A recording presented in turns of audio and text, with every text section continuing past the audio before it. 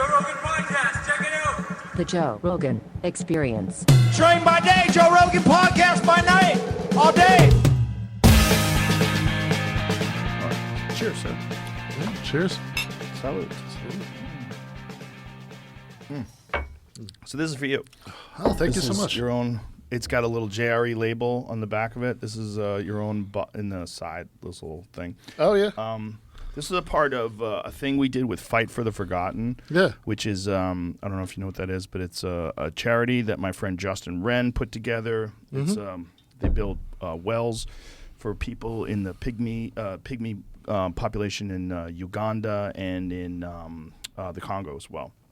And so they did a thing with Buffalo Trace where we picked out one very specific batch, and they literally gave us a barrel of whiskey.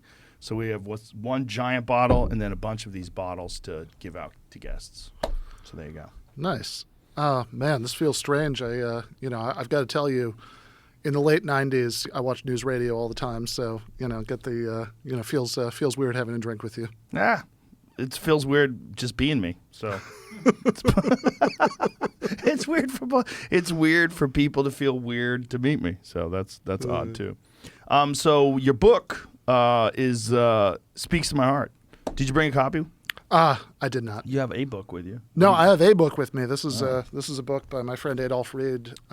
So it's about growing up in New Orleans under Jim Crow and like kind of how the South and the country has changed and how it hasn't changed. So this is good stuff. But okay, cool. Well, that's a good book too. But tell everybody about your book. Yeah, so my book is called Canceling Comedians While the World Burns, a critique of the contemporary left. And I wrote that a while ago, so that was before we went through this like surreal experience where during weeks that the United States and Russia have been like closer to the brink of war than the Cuban Missile Crisis, than they have been since the Cuban Missile Crisis. Somehow we've had weeks of news cycle about Joe Rogan. I don't know how that happened. Yeah, I'm a controversial character, apparently. Apparently, yeah. And apparently those controversies are the most important thing in the world. Well, the most important thing in the world in media is ratings. And unfortunately, outrage is what sells. And if you could be upset at something, and so there's like a perfect storm with me. First of all, it was questioning the COVID narrative. And then it was having on doctors who also questioned the COVID narrative. And then it was me getting COVID and recovering very quickly, but taking the wrong medication in their eyes. And then it was, like posting up the brought to you by Pfizer videos and like showing like these people like bought and paid for by pharmaceutical companies. And then it's all the other things. It's like every clip that we talked about before the podcast, like every clip that I've ever said taken out of context. And if you smush them all together, how horrible it looks. But it's not really that they think it's important. It's they don't give a fuck what's important. They're just trying to stay alive, and they're trying to get as many views as possible, and they're trying to escape what is this undeniable demise of modern mainstream news. Well, we were talking about this a little bit before we started, and I think what's really, whatever, this is not like a mind-shatteringly original insight or whatever. Lots of people have said this, but I think what's really gone on is that the economic collapse of traditional media has meant that the profit incentive now is just to cater to whoever you have left, right? Yeah. So if you have, like if you're on Fox, then like, whatever, like couple million conservative old people are, watching at a given time, you want to give them the narrative that's going to keep them scared and angry and watching the news. If you're on MSNBC, then you spend the entire Trump years talking about Russia, because that's what scares their audience. Yeah. And people don't, and one thing that really disturbs me about this, the book is about all of the things that people who I basically agree with are getting wrong, right? So in other words, like I'm a socialist, I'm a columnist for Jacobin Magazine. Are you a straight-up socialist, or are you a democratic socialist? Because I know that you've been represented as a democratic socialist. Yeah. Like, So look, the reason I put democratic in there, right? Which I do, but the reason I put democratic in there is because there are obviously countries that have existed that have called themselves socialist, that have not had things that I care about, like, free speech and, multi-party elections. And so I certainly don't want to associate myself with that. But look, I mean, short term, I care very much about, having, socialized health care, about having, tuition-free higher education so people can go to school without having to be in debt for like decades, which is obscene. I mean, that's ridiculous. Yeah, I'm with you 100% on both those things. And I do think that like the level of inequality that we get from our current system is indefensible. That, in other words, that if one person has more than another just because they like chose to work harder, then like that's one thing. Right. I can, right. that, I would, person A wants to stay home and watch Netflix and, person B, wants to work for more hours than like, person B should get more money. I am totally fine with that. But what bothers me is when you have these massive inequalities that have huge effects in people's lives that are linked to things that aren't under their control. And I think we have a lot of that too. I would agree with you 100%. My position on this, whenever people push back against the concept of socialism, or when I was supporting Bernie Sanders for president, I was saying that we'll look at all the things that are technically a socialist concept that we accept, like the fire department. Imagine if you had to have money to get your fire put out. Like, we don't think that. Like, if your house burns down, we call the fire department, they show up. Our taxes fund the fire department. That is essentially a socialist endeavor. I mean, it's a socialist institution. Yeah, it's taken outside of the market. It's provided just as like a right that you should have, right, just for being a person, right? You shouldn't have to do anything special to get your house put out if it's on fire, and you also shouldn't have to do anything special to get treatment if you're sick. Right. To go to college in the first place. It seems to be that a lot of people who like don't think that there should be a higher minimum wage are the same people who will go turn around and say, oh, if they wanted to make more money, they should go back to school, but then they don't want to pay for that, right? So right. which exactly. Which one is it, right? Like, should they be paid more doing what they're doing, or should they go back to school? Because if it's none of the above, then it sounds like you just don't think those people should have like good lives, or at least you don't have a plan to help them have good lives. What's fascinating to me, too, is when you look at public school versus public services like the fire department people get paid well. It's a good job. If you're a member of the fire department, I have friends that are in the fire department. It's good benefits. The hours are cool because you get to work like 24-hour shifts. You sleep there. Yeah. You work there. My friend Ray was a fireman for years, and he would say like he worked like a few days a week. And then, they were long shifts, and they weren't always called to fires. So sometimes they're just cooking and working out and hanging out around the firehouse.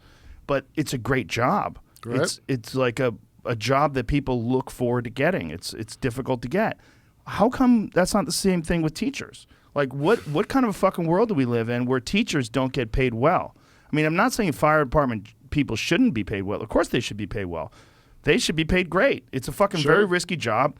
It's very valuable to the community. But fucking so is teaching. How is there such a disparity? So is teaching, and it's crazy that there are so many people who look at K-12 teachers and say, like, oh, how come they get summers off, or whatever, or like don't like that it's ridiculous. It's so stupid. And they don't, and I guess what gets me is when people see someone like a unionized school teacher who has some good benefits, a little bit of job security, not nearly as good as it should be, like we've been talking about, right? But like, and they say, oh, well, why should they have those things when I don't? Instead of saying, well, how can I get those things? Yes. Right. So I can have them too. Yeah. Because it doesn't benefit you, right, as an ordinary person if like somebody who has a job like that is paid less.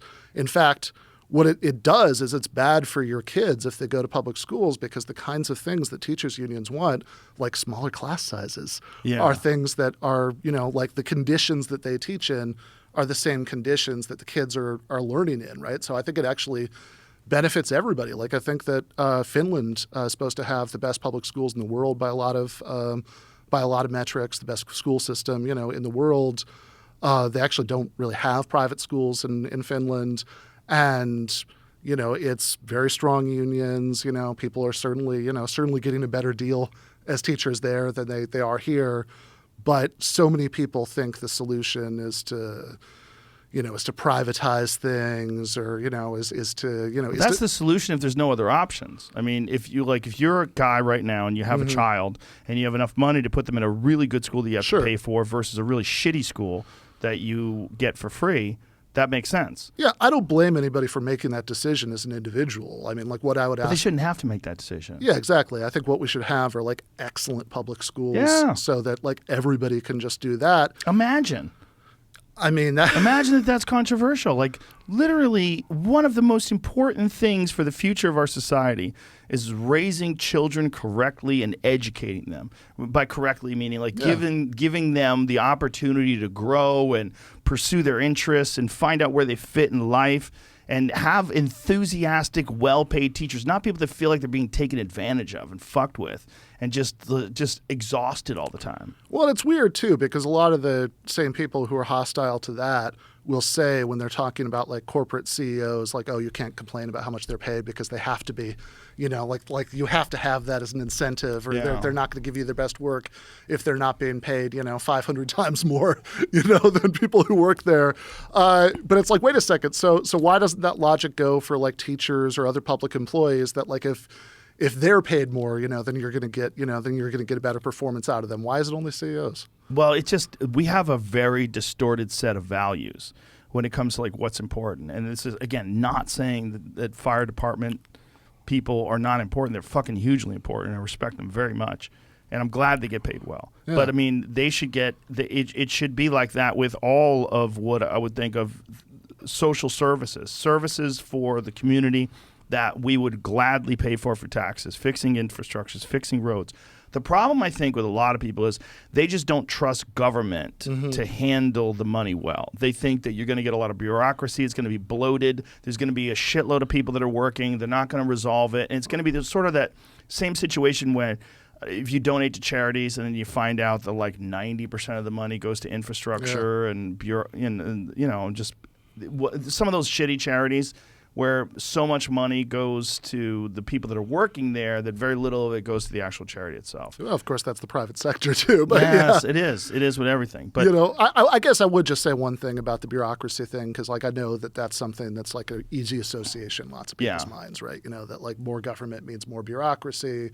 And if you're thinking about people who are petty gatekeepers, who are going to be able to approve or deny something, it's very natural to resent people like that. Yeah.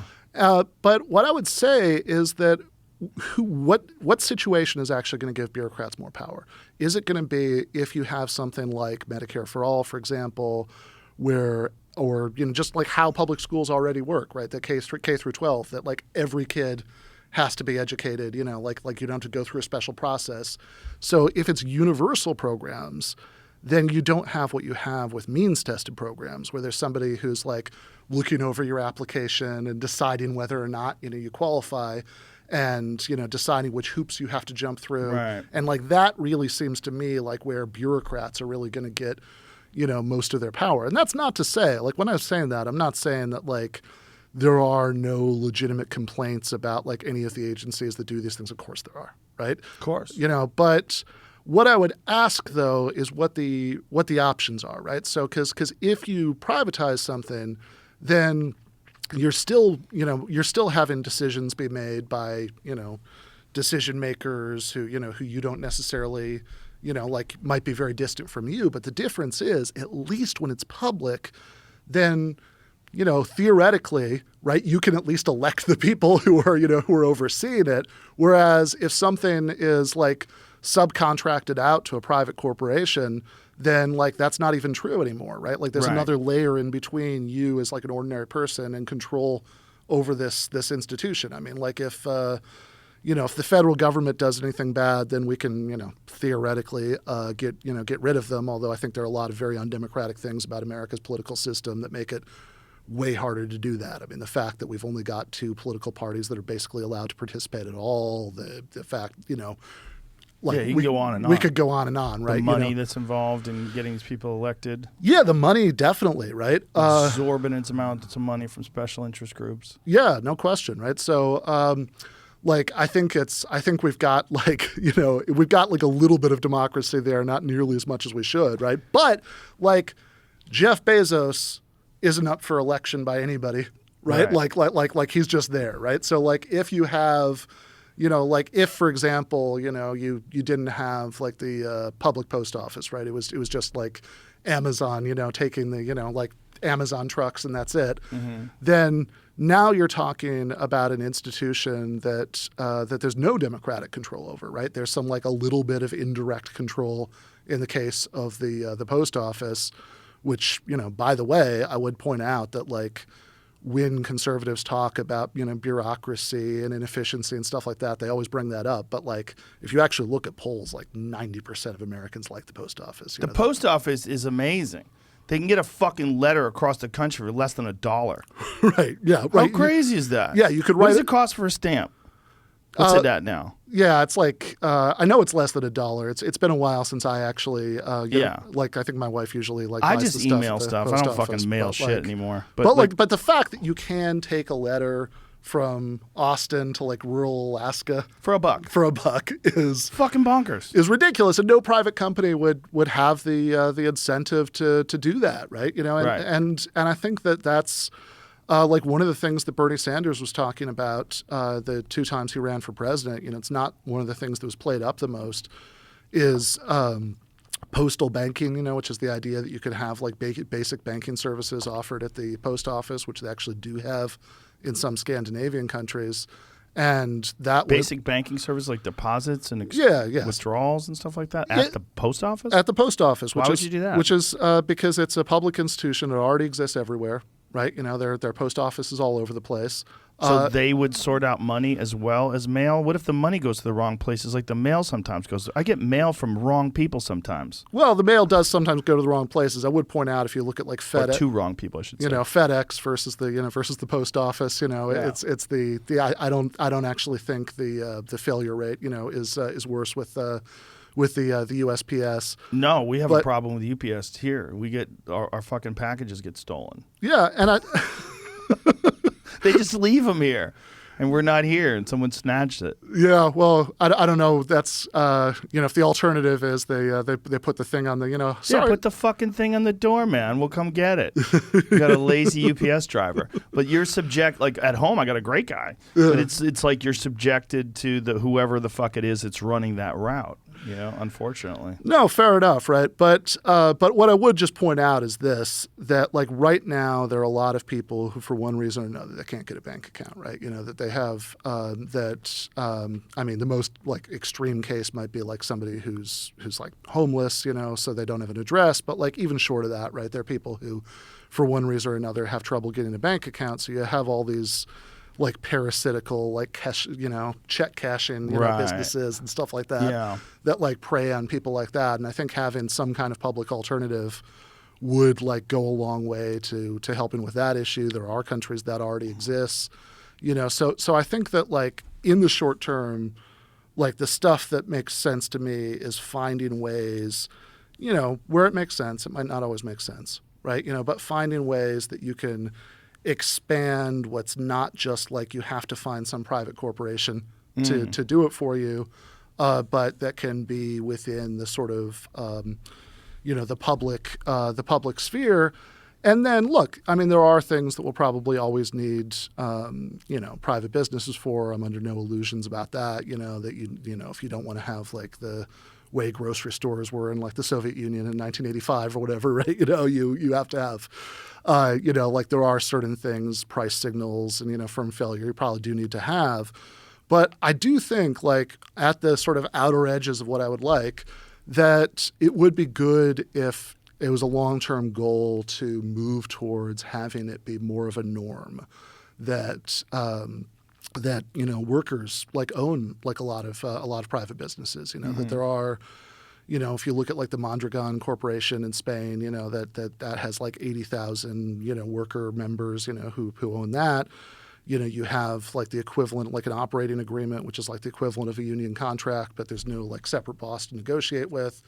And you might not necessarily directly elect managers because there could be things that are like, technical things that, managers have to do that like you want that to be more of a traditional job application, but you can at least elect the people who hire them. And even if I could like, whatever, like a magical genie would just like somehow grant me, that like all of my political preferences were satisfied in ways that I don't think they're going to be anytime soon, given all those problems with America's political system we talked about earlier. But like, even if that happened, I don't think that like every single business should have to be like that. That if you, like hire a guy to do like graphic design for your podcast for 10 hours a week or something, that they have to have like voting rights in a cooperative, like that would be silly. But I think that I think we could move towards an economy where that was like a much more common thing.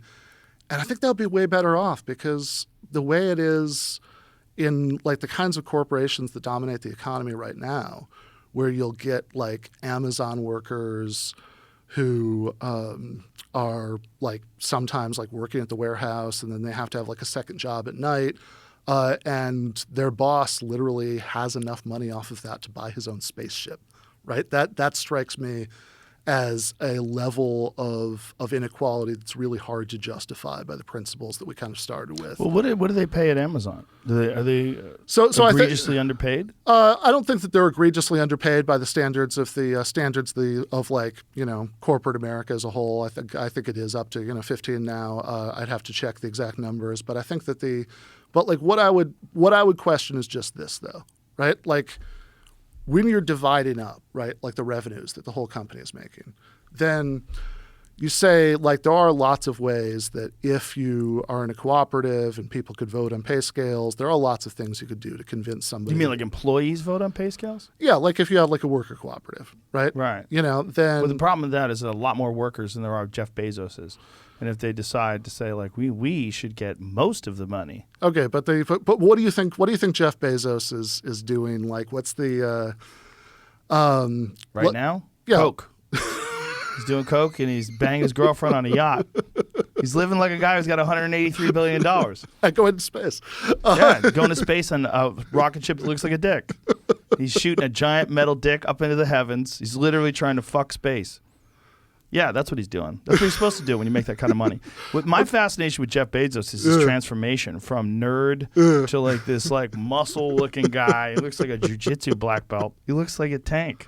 It's kind of crazy. And he used to have this like very respectable, normal wife, and now he's got this bombshell girlfriend. It's kind of hilarious. I love it. I love a good cliche.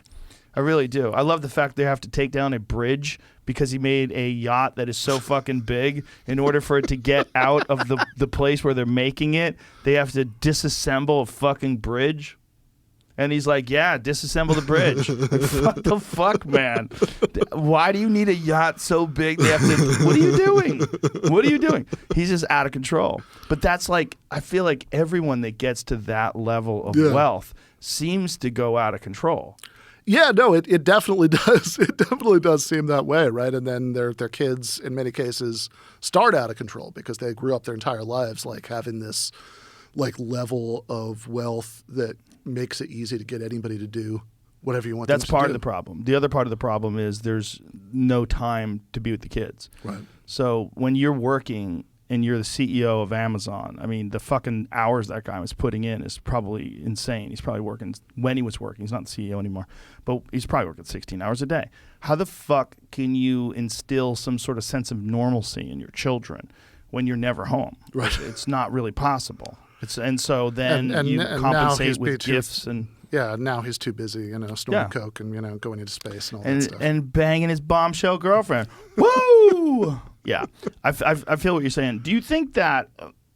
Do you have hope for? There seems to be such a polarization in this country. There's people that I completely disagree with on the right that are like, pull yourself up, bury bootstraps, all that stuff. Like that is nonsense talk. When people talk like that, I'm like, Jesus Christ, man! Not everybody is starting from the same position. It's a crazy disparity. Right. And until we address that as a society, until we look at these impoverished communities that have been impoverished for decades and decades and decades, and if you really want to talk about where my real feelings of socialism lie, my feelings of socialism are there are communities, and it's not just inner cities. It's like Appalachia. Sure. It's these coal mining towns. Like, we have to dump money into these places and help these folks, because if you don't, you're going to have people that come out of there and they're going to cost you exponentially more money and all the problems that they create in their own lives and other people's lives, with whether it's crime or whether it's drug addiction or whether it's whatever despair that comes out of these horrific starting points that these people are from. That can be fixed. And this is like where I'm a bleeding heart. And yeah, I mean, it can be fixed, but like it sure hasn't been. it hasn't been even addressed. No, it's not even addressed. There's no talk whatsoever about looking at communities like Baltimore and saying, hey, this has been fucked from the beginning. Like, what do we do? Like, look at the red line laws they instituted. Look at the fact that the same, what was his name? Woods. What was the cop that we had on? Michael Woods. He was on. He was a police officer in Baltimore. Yeah, and he was working there. And one of the things that he noticed was they found a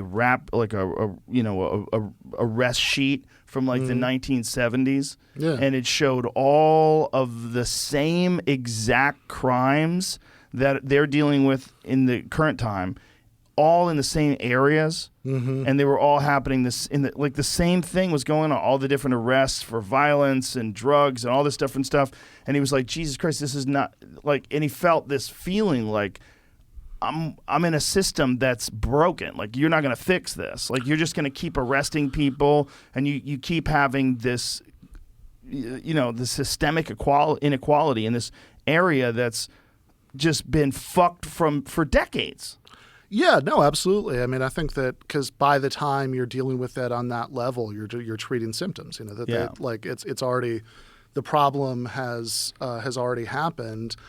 And, don't get me wrong, I know people commit crimes for all kinds of reasons. I'm not saying it's all economic, but like also I don't see a lot of like kids in the suburbs joining gangs, right? Like there is a reason. Yeah. There is a reason for that, right? For sure. The things that like really drive up the violent crime rate, are things that have a lot to do with poverty and inequality. And I think that if you talked about Appalachia, I mean, like the Obama administration's like response to like all the coal, like the sort of misery caused by all the coal mines closing was to, just kind of sprinkle the region with a few. That learn to code bullshit? Well, that's exactly it, right? Because like they put up these technology training centers, so it's essentially telling people to learn to code. Because like, if you're like a 50-year-old laid off coal miner, you'll definitely get the coding job in preference over the 22-year-old kid, who just graduated. It's absurd.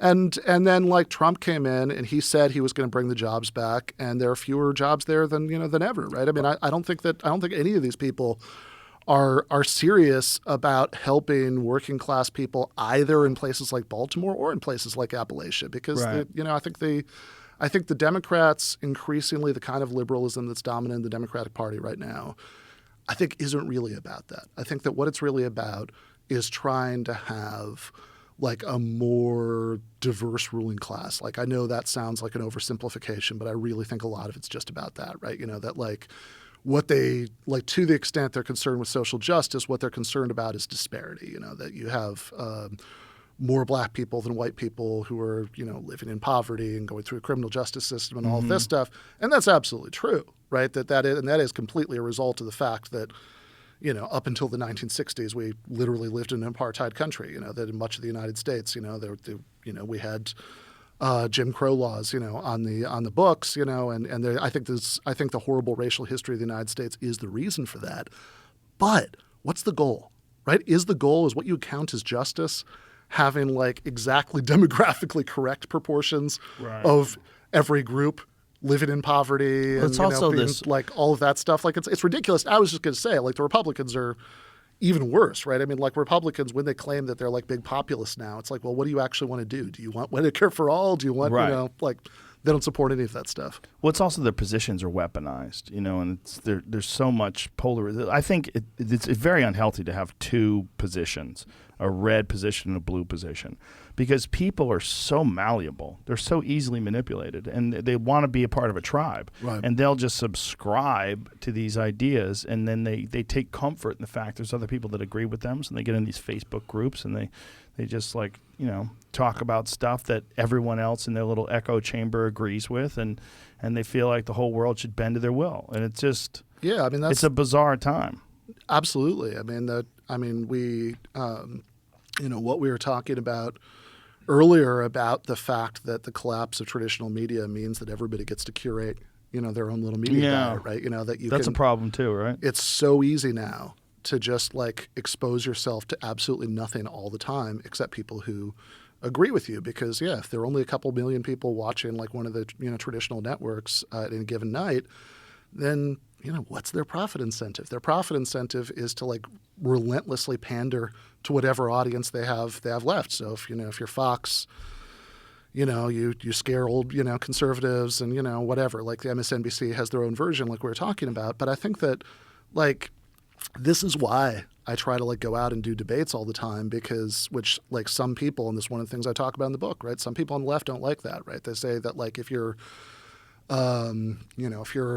if you talk to a bad person, basically, right? They'll say oh, you're platforming. Yeah. That person. That's so stupid. Which is a word I hate so much, but they have. But I get that more than anybody. Yeah. Because I people want to say that I'm a fake liberal because I talk to conservatives and I'm friends with some conservatives. That is the dumbest fucking thing to ever. We need to communicate with each other. We're supposed to be in a community. The community is the human race, first of all, and then the United States second. We're supposed to be a community. And I have a lot of friends that have completely different perspectives than me. I have a lot of friends that are very Christian.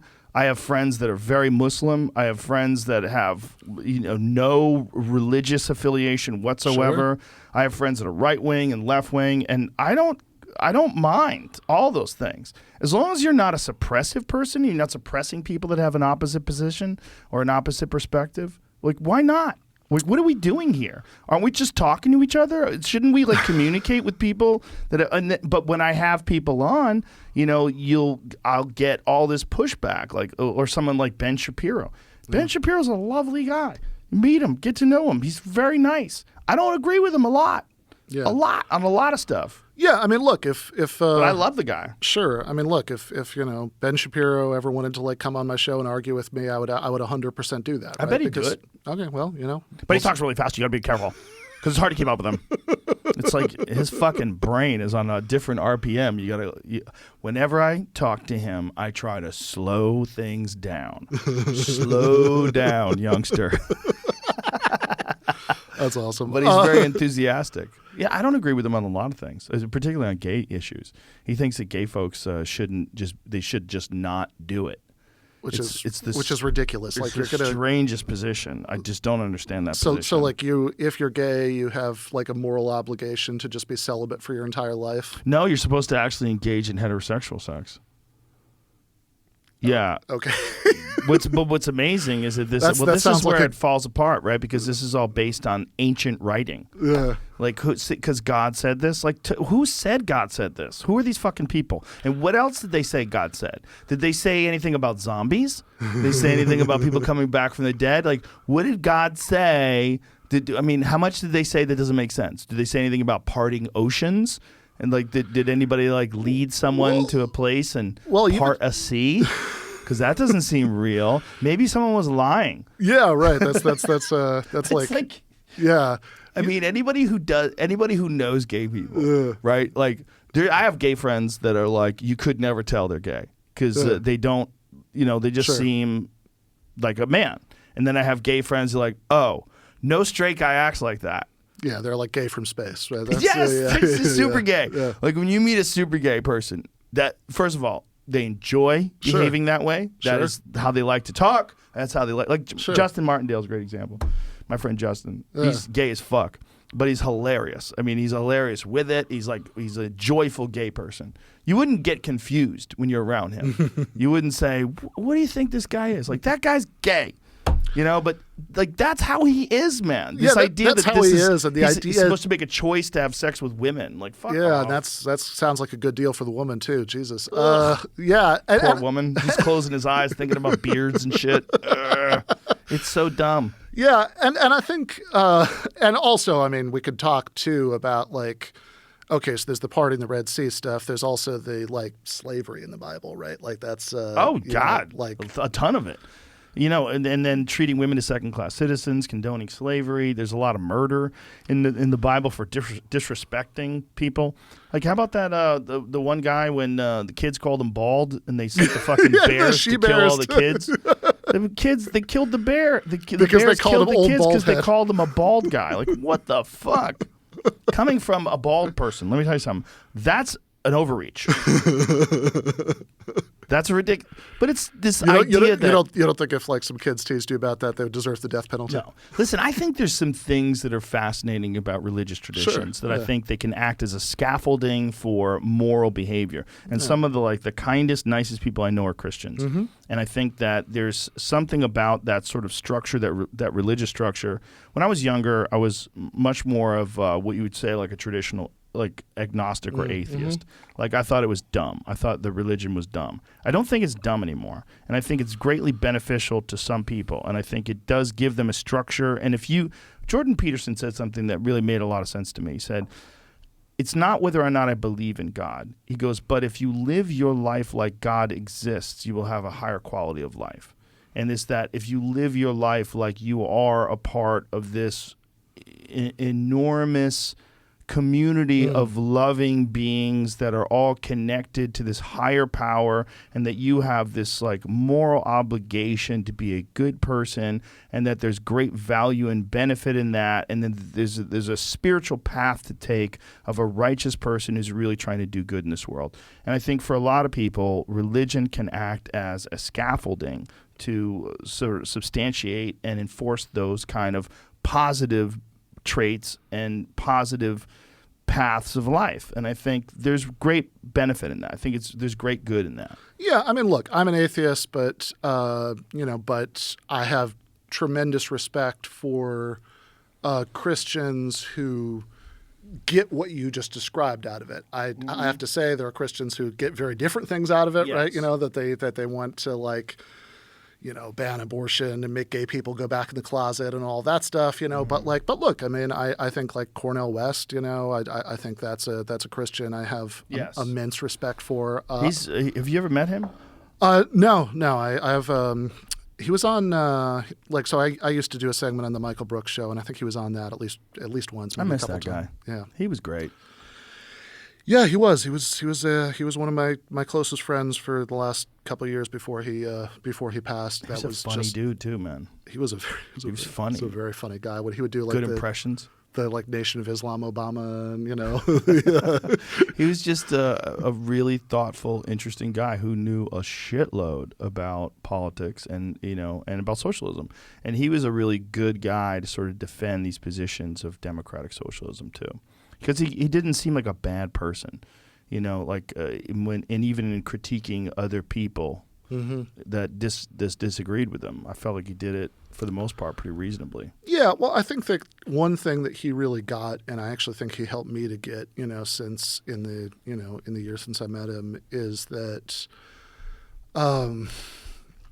like a lot of people who agree with his position, with my position, don't think nearly enough about what's going to be appealing to like most ordinary people, right? That they have. Because like if you're just, which is one of the reasons I wrote the book, that like that stuff was starting to drive me crazy, that like it seems like what a lot of people want to do is be part of an in-group and like yell at everybody who doesn't, who isn't like already on board with like every single thing on a checklist. And that's just not going to work, right? I mean, that's like if you actually care about this stuff, right? Like if you think, I think that we have like a grotesquely unequal society. I think that, I think we need to have national health care. We need to, not fight all these wars around the world, all of that stuff. And like you're actually talking about this stuff because you care about it, which, let's be honest, not everybody does. I mean, some people, politics is like a weird hobby for them, right?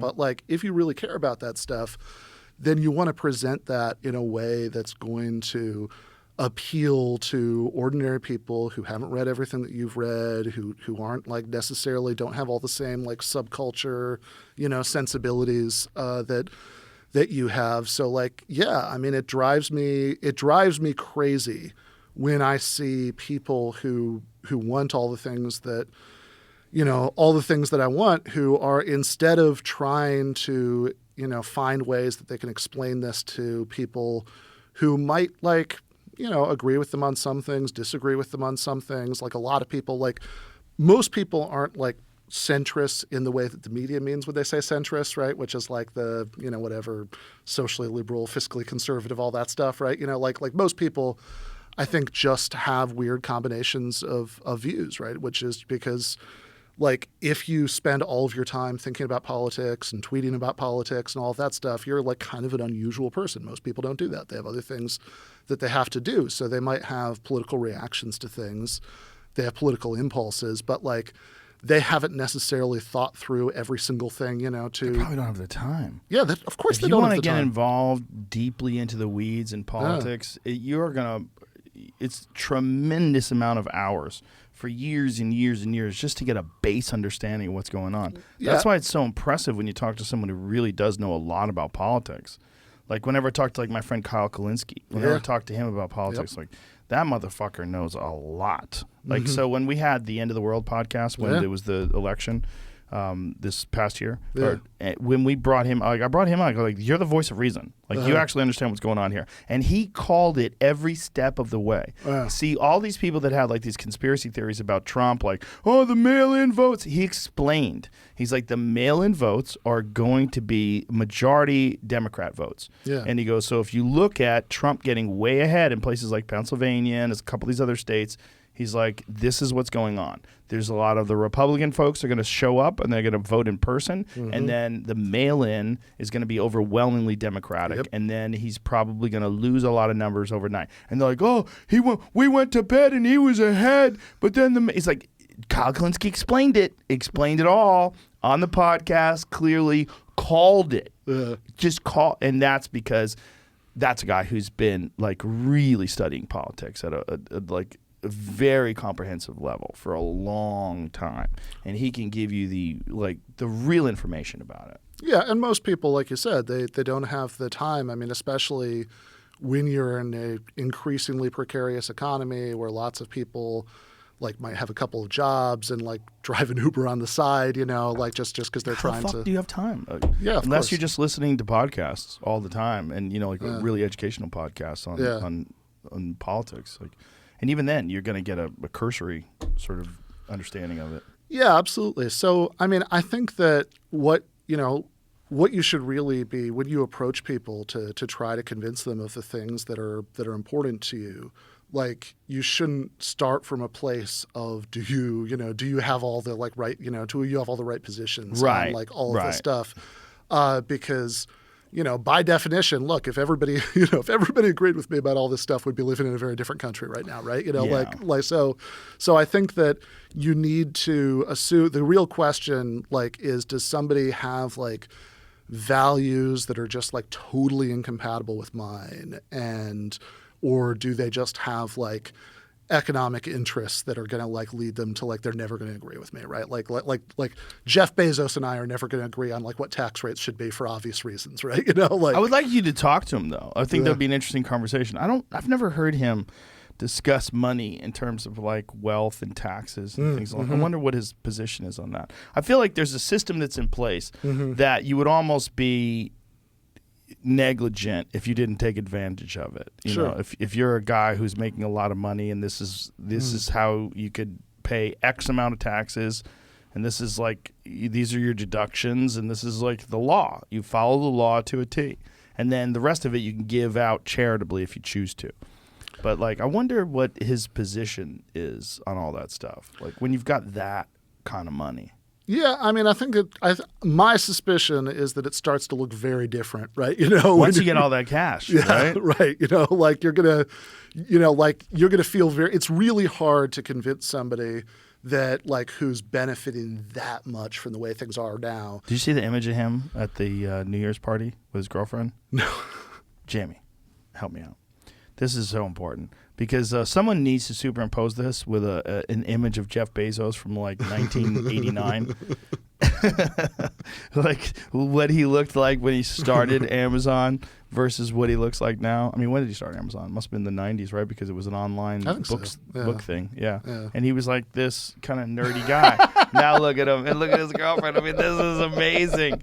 Look, he's got fucking heart. And, the heart sunglasses. In his defense, this was actually a party that was for it was like a disco theme party.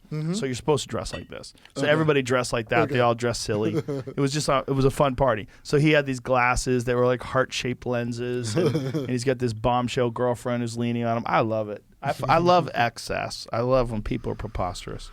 You know? Yeah. I love it. No, I mean, fair enough. Like, and again, I don't blame anybody as an individual for like taking it like look, if you're told here are the rules, right, that this is like that everybody has to function in like within reason, like if you're not like, you know, doing some things that I do think, you know, Bezos has done, but like, you know, but if you know, but there are like a list, you know, like if you're not like busting unions and this and that, right, then like look, if you look at that. Just look at how it started. How's it going? They did it. Someone did it. yeah. Look at that. That's fucking amazing. That's amazing. Work hard, folks, and you don't have to be a dork. Imagine, shave your head, get a bombshell girlfriend. Woo! I love it. Yeah, Happy days are here. Yeah. Let's go. Hundreds of billions of dollars help. Different lives. He's lived billions of dollars, hundreds of billions, not hundreds of millions, sir. Hundreds of billions. That's outrageous. Yeah, no, I mean, he's on track to be the first trillionaire, right? That's what they. Oh, they there's were saying. trillionaires out there. Yeah. Okay. Are there? Because I thought Sure. they were saying like in 2020 they were saying that like at the end of the. Okay. No, the trillionaires are all non-public. Okay. See, if you think about like the royal families, like they don't have to disclose their wealth. These people that have literally, they own countries. Yeah. I mean, if you think, I mean, we don't have to name the countries, Sure. but there I know for a fact, because I have talked to people who are in fact billionaires, who are very wealthy business people that laugh, and they've told me the royal families in some of these countries are worth trillions of dollars. And they don't have to disclose it. So when you get this public list of who the richest people in the world are, that's the richest people publicly. That, you know, like they have to disclose it. They're not oligarchs. They're not people that are in charge, literally in charge of the oil, all the oil in a particular part of the world where billions of dollars are coming out every day. Like, come on. There's a shitload of money involved in that. Yeah, and I mean the thing is, even if you're not like one of those people, right? Like, you know, the non-public trillionaires, you know, from those countries that you're talking about, like one thing that I think people often don't think about enough when they think about stuff like this is, okay, if you have a system where you're going to get like wealth gaps that extreme, right? You know, that you can have people who are trillionaires maybe, or who at least have hundreds of billions of dollars, then you're just not going to have political democracy the way that we should have it, because, you know, the idea that like everybody's going to have the same amount of influence on the government is just ridiculous. It's ridiculous. You know, once you get to that level, right? Because like if you work at an Amazon warehouse and you want to like call your congressman, you'll be lucky if you have a conversation with an intern. But Jeff Bezos can make a phone call to Biden. Yeah, no, absolutely. And he'd be like, Biden "Hey, would take the call, motherfucker." right? You know, because if he told him, right, you know, Listen, bro, take a couple extra Advil and let's have a conversation. I need you to be awake for this one. Yeah. Yeah, which you might have to for Biden, but yeah. What happened to the left where somewhere along the line, this is to get back to your book and the subject that we started with, what happened to the left where they are willing to, there's something that happened where they became the side that accepts censorship and even promotes it. And my thought is that something morphed during the time where social media became a tool of a lot of right-wing people. And this is actually like pre-Trump, but was certainly accentuated during the Trump administration. It's like people had a chance to anonymously say things through social media that maybe they wouldn't say around the office, because, like, say if you have like 10 people in your office and 9 of them are Democrats and you're a Republican, you really have to keep your mouth shut, right? But when you get on Twitter, you can talk all kinds of crazy shit, or Reddit or whatever, and then all the other people that agree with you, they they get attracted to you, and then you form these echo chambers, and then some of them are very aggressive in sort of pushing these ideas out. And we saw that a lot with like Milo Yiannopoulos, and there was a lot of like these like very influential online right-wing people that were, you know, they had like cheers from the fans, and they had like these throngs of supporters, and they silenced those guys. They pulled those guys off social media, and they found out that it was effective to do that. And then it became a thing that they got really into, where they're into silencing dissenting opinions. And it's gone so far that they're doing it to left-wing people that step even remotely outside of the bounds of the orthodoxy, remotely outside of the bounds of what they consider to be the rigid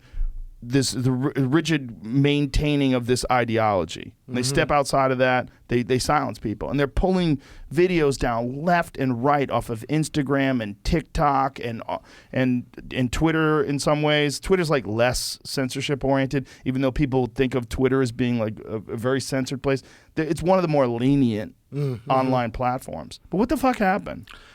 Yeah, I mean, the Milo case is interesting actually, because I think that I mean, I understand that like he got kicked off of Twitter, and that was definitely part of it. But like, he was still riding pretty high after that happened. Like, I think that in Milo's case, and this is what, you know, when I, you know, kind of try to tell people that like the ways that like some people on the left like want to like deal with figures like this, like forget morality for a second. They're just not going to work, right? So like, here's what I mean by that, right? That like Milo's career was built on people trying to like, you know, stop him and heckle him and, you know, stop him from speaking and all that stuff, you know, that like my view on that guy is that honestly, you know, he wouldn't be that interested if he just showed up on a college campus and like just talked and nobody, you know, nobody interrupted him. But like that was why, like, because he was like, oh, he's like speaking edgy, forbidden truths. And like, you know, it was the Dangerous Ideas Tour. That's what it was called. Like, I think where Milo really got dropped, like where Milo like was really ended.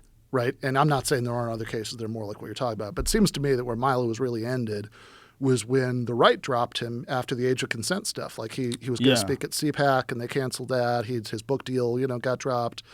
But it wasn't just the right dropping him. I mean, that was across the board. People dropped him. Well, I mean, everybody else had always hated him, right? But then, like after that happened, right? You know that. But that was just a thing where it felt like it was so unacceptable to so many people. Yeah. That it's very rare that one idea becomes a thing that completely stops all the momentum that someone had. Like, he was a very popular cultural figure, and then he vanished. Yeah. Like, has essentially been not just deplatformed, but removed from the cultural conversation.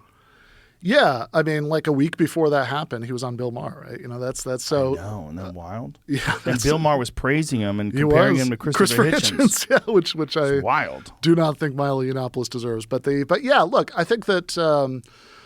I mean, I think that there are a couple things going on there with with censorship. I mean, I would push back a little on the idea, you know, that the right isn't like plenty pro censorship in lots of ways. Like I think they. No, I wouldn't say that. Okay, well, I think so. We disagree on. No, I think that people politically like to silence their opposing. Or their opposition. When someone opposes their position, I think they like to do that. What I think is like the left is traditionally been the ACLU, which those Jewish lawyers supported the idea of Nazis being allowed to say whatever they want, because they said that the counter to that, the opposite of that, is the suppressing speech, and it's a terrible, dangerous road to go down. And the answer to bad ideas is not silencing those ideas, it's better ideas.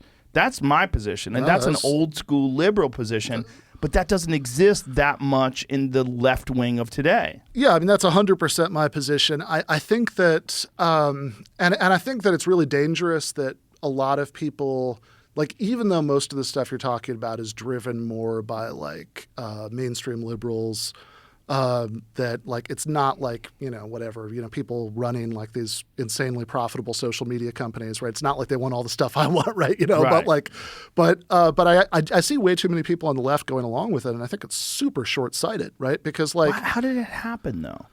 Do you think it happened by what I'm saying, that like they found it was effective for silencing people they felt was problematic, so they just adopted these ideas and then they sort of shifted their ethics?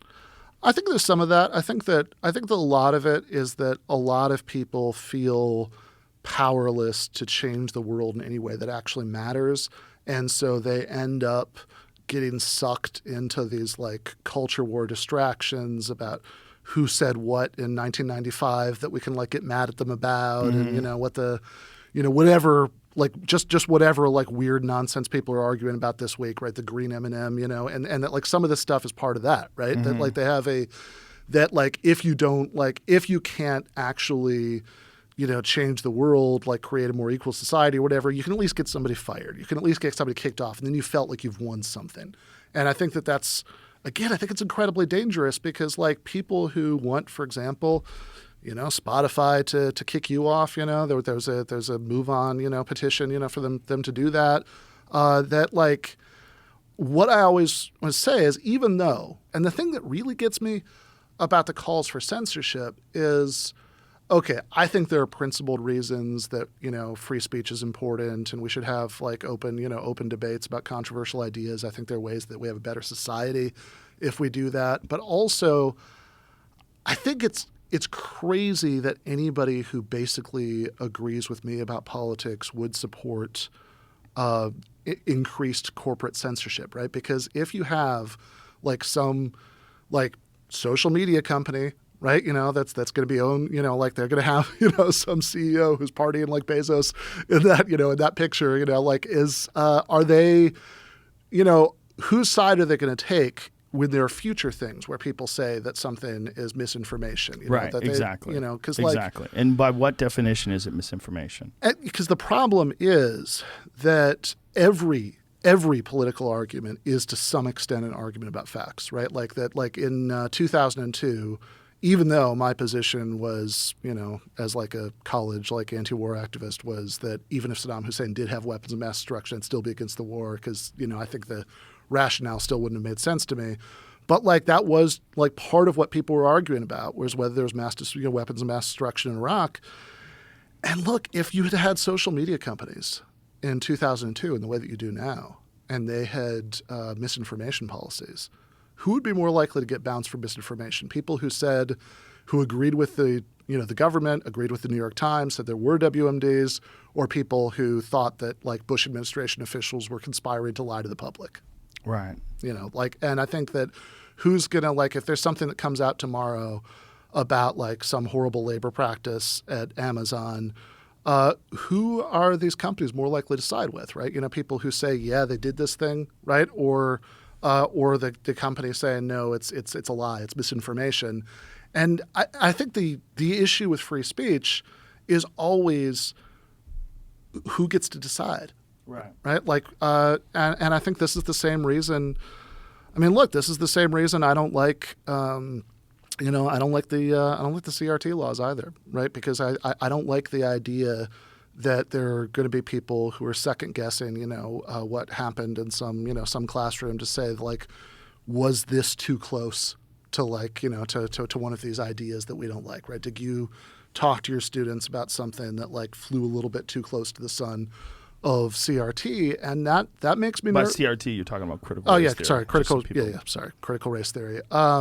Yeah, and I think that like actual critical race theory, there are parts I agree with, there are parts that I disagree with, but I don't want to live in I want to live in the kind of society where when there's like some controversial idea that's out there, like that, like people can talk about it and debate about it, and like if you can, like you could discuss it with students in a classroom. Like I think ideally the way that education should work, it should foster critical thinking. Like instead of like this is exactly what you should think. For sure. You should be encouraging students to like, to think about it, more clearly and to argue about it and to, and to decide what they think, right? Because, like ultimately, if you want people to be citizens in a democracy, right, to the extent that we have one of those, like that's what you want. Like that's how you want them to grow up, I hope. Yeah, absolutely. You want discussion. The way you sort out, if you're an observer, the way you sort out who has the better argument is to watch them discuss. You remember the Gore Vidal and William F. Buckley speeches, which is a great documentary. What is it called? Best of Enemies. Best of Enemies. Yep. It's a fantastic documentary where it shows that, this is the difference in our culture today versus then, these guys, I believe it was on ABC, these guys had this like really highly rated debate series. I think they did like, how many of them they do? 6 of them or something like that? I don't remember how many, but they did a few, yeah. They did quite a few. So they were going back and forth. And William F. Buckley was a famous conservative. Gore Vidal was a famous liberal. And they had these fascinating discussions. And they did them on national television. And they became this point of discussion through the entire country and the world, where people sat down and, some people took Buckley's side, some people took Gore Vidal's side. And this is how we sort things out. We don't sort things out by silencing people. We don't sort things out by saying you have an unacceptable position because it doesn't fit in with what I'm saying, or it causes this or that. And it's just it's a dangerous way to set a precedent, because you're filtering ideas. You're filtering ideas through your own standards. And I don't think that's good, because I think it's bad for you too. It's bad for your ideas, because your ideas can't stand the vetting of an opposing position. Then your ideas might suck, and you maybe should look at them.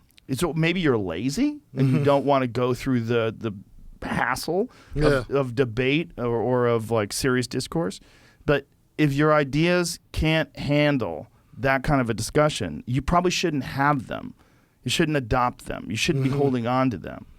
That's my position on all this. And I think this, whenever someone's trying to silence someone, it's more political than it is anything. It's more, this person has an incredible amount of influence and they don't align up very rigidly with what our ideology is. And they could cause us problems if they discuss certain things in an unorthodox way. And we don't like that. So we're going to silence them, and we're going to pretend that they're something that they're not. And we're going to do that openly. And it's going to be obvious. Yeah, and I think especially, like, look, if you think the status quo is totally fine, that like everything is the way that it should be, I can, I guess, understand. Who the fuck thinks that? I don't know. That's a crazy argument. Right. There's not a single person alive that thinks everything's perfect. Right? Is there? I mean, if so, I haven't met them. I never met them, but so I don't think you can have that argument.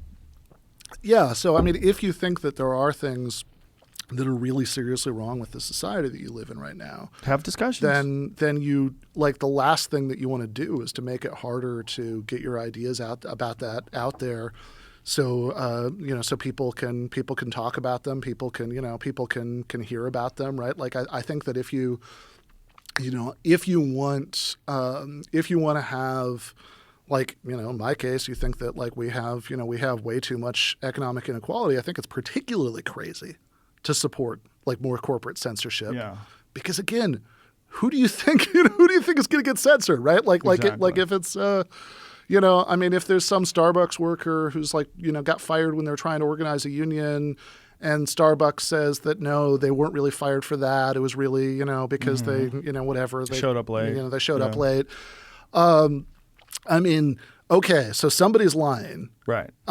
Do we want, Twitter or whatever platform to be making decisions about like who's lying and like, oh, which of these sides is misinformation? I don't, right? Like, not just because like I support free speech, though I do, but also just because like I don't trust at all, right? That they're going to take the side that I would want to on that. Of course. And so one of the things that I talked about when I made a video recently, when they said that I was saying misinformation. And I was saying, well, look at what used to be misinformation just a few months ago that's now fact. There's like the lab leak theory. The lab leak theory, if you said that before, you'd get kicked off of social media. Now it's on the front cover of Newsweek. The idea that if you get vaccinated, you can still spread COVID and you could still get COVID. That was crazy talk. Rachel Maddow was on television saying the virus stops with you. You can't spread it. You can't catch it. It stops with you if you're vaccinated. That's not true. We know that's not true. So that was, if you said that I think people who are vaccinated can still catch COVID and they can still spread COVID, that would be misinformation. But now that's accepted as fact. There's a bunch of those. Yeah, I mean, I think in that case, I think that might be less like, people didn't know that and more just kind of Rachel Maddow's an idiot, because like if you because what they always said is like whatever it is, even for like the original version of COVID, the wild COVID, whatever they call it, right? like, whatever 90 something, percent, like rate of effectiveness of like Pfizer or but if you read the literature, that's not really even accurate. I mean, what, but this is the thing, like whatever you think the effectiveness rate is, right? Like it was never 100%. And if like Rachel Maddow thought that it was 100%, that's like, that one seems more like an issue of like Rachel Maddow not understanding, medical science. But again, I don't want. So that would make it misinformation, right? Yeah. So it's the same thing. That's my point. Yeah, sure. I mean, like actually. So here's an example I completely agree with. At the beginning of the pandemic, like back in was it like March, 2020, maybe until sometime in April, Fauci, the CDC, everybody was saying don't wear a mask, right? And as we established, I'm not like there are a lot of things that I would rather spend my time on than like trying to sort through all the COVID stuff. But like, even I at the time was like, wait a second, that doesn't make sense. Why not? Right? Like, what? Why would that? Like the reasons they were given didn't make sense to me. And then they kind of said, I mean, like I know some people say this is an oversimplification, but I think if you go back and look at it, this is kind of what they said. Oh, we lied about that so that like all the masks wouldn't get bought That's up. not an oversimplification at all. That's exactly what they said. And which is crazy to like the thing that's crazy to me is like, okay, if you're going to do that, and I don't think you should have done it, but if you're going to do that, like you have to resign after that, right? Like once you've like shown that you were willing to like lie to people, like if you think it's important that people trust, medical authorities, which, I mean, I can see why, public health crisis, that you think that was important. Yeah. Like what's going to undermine that more, right? People, random people on the internet, like saying things that, that might not be true about it, or, or people going on podcasts, who might say things that are wrong, or like the CDC, like admitting that they were lying about something important. That's gonna undermine that. That's gonna undermine that like crazy. And I would not have wanted people who were pointing things like this out at the time that like, oh, the stated reasons why masks were supposed to be bad didn't really make sense, which they didn't, right? Because it was like, well, it's going to encourage people to be reckless, and it's like, well, okay, that's an argument against like seatbelts. Right? I don't think that was the. I mean, that was one. That was one that they used, right? No, like but not Fauci. I don't think Fauci used that argument. Yeah, I think the WHO did. Like, I think that was like if you went to their website, I think that's one of the things that they said there at one point. But they'd also say, well, people don't know how to use them properly, so like they're going to like it's going to end up being more dangerous. And there were a bunch of things they threw out. None of it quite seemed to add up, even at the time. And then again, they came out and said, no, actually, like it's not like the science changed, right? When that happened. And I think that I certainly wouldn't have wanted people who were pointing that out to not be able to do that because of some misinformation policy. Don't you think that the issue really was that people were afraid? And when people are afraid, then they'll support harsher measures to ensure safety. And one of those measures would be to silence people that may be spreading information that could get people in trouble. Yeah. So they're willing to compromise their values because they think there's a greater good to be had. Like there's a different time. And that's one of the more dangerous things about a thing like a pandemic, because people will compromise their positions because they feel like there's a greater good to be achieved. And so we need to silence these people. Like this was during the presidential campaign. And this is one of the things that I found out that I was really shocked by. That Twitter banned, Brett Weinstein had a thing that he had put together called Unity 2020. And the idea was, instead of this rigid two-party system where you have people on the left and people on the right, what if you had like a really reasonable person, well-balanced person from the right, and a really reasonable, well-balanced person from the left, and we brought them together, very popular people, and put together like a party and called it like the Unity Party. And so he made a Twitter page, and Twitter banned the page. And what was the reason they gave? Some bullshit reason. But the reason was they were terrified that these popular podcasters and people were going to take votes away from the left. Because these people like Weinstein and his wife, they're progressives. I mean, they taught at a very progressive university. A lot of people that are progressive that feel disenfranchised with some of the standards of the Democratic Party, and they weren't really interested in a guy like Biden, who's this career politician who's basically full of shit, and having him be president. Like, aren't there more reasonable, more attractive alternatives? So they put together this thing, and Twitter fucking banned it. And I think the reason why they banned it is the same reason why they changed the standards of presidential debates after Ross Perot was in the elections back in the 80s. Or was it the 90s? When was that? 92 was the 90s, first time, 90s. and then I think he ran again in the 96. This is exactly the same. They were worried that like that can fuck up an election. If you get enough people that say, hey, you guys are making a lot of sense, I'm going to vote Unity 2020. If that becomes a big thing, like, and the Republicans aren't going to vote Unity 2020. They're going to stick with their base. They're going to stick with their guy. They're Trump people. We got a guy. He's our winner. And they were worried and concerned, I think, that this Unity 2020 thing, even if it's like 10,000 votes in this place and 5,000 votes. It doesn't take that much to take that much to swing elections. No, definitely not. I mean, look, I certainly wouldn't have voted for Unity 2020. I think that the Democrats and Republicans are too close together in their positions already, right? There are too many things where they that they basically agree on that I don't like, but I certainly don't think that you should be banned for Twitter. It's crazy. But that's the thing about these social media platforms is that they've become too big. They have too much influence. It's not as simple as like this is a private business. They can do whatever they want. Like this private business is the way that people distribute information to billions and billions of people.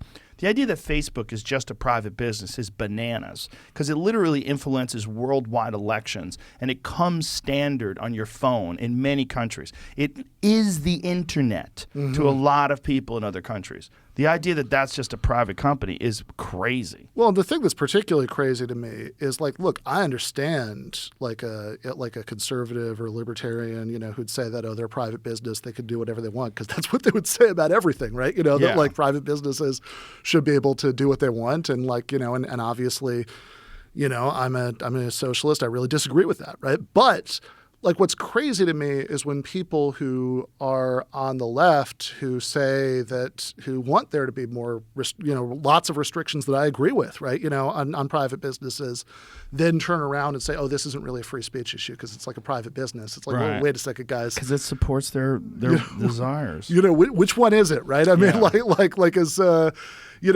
if you are on the left, and I don't mean like if you're a liberal, but like if you're a real leftist, then I would say that, a lot of the core of like your worldview is that you understand that private businesses can have a crazy amount of power over people's lives, and that can be, in certain respects as dangerous as the power of governments. And of course, the two are not unrelated, right? Because private businesses, like we were talking about earlier, have a crazy amount of influence over what the government does. So, I think wanting private corporations to be more powerful because you think that it's going to silence like just the people that you don't like. That's the problem. Seems like it just always seems like you haven't thought this through at all. No, but that's the problem, and this is where I come to you with this. Like, how do we get people on the left to realize that this is a tremendous error, and that is not just.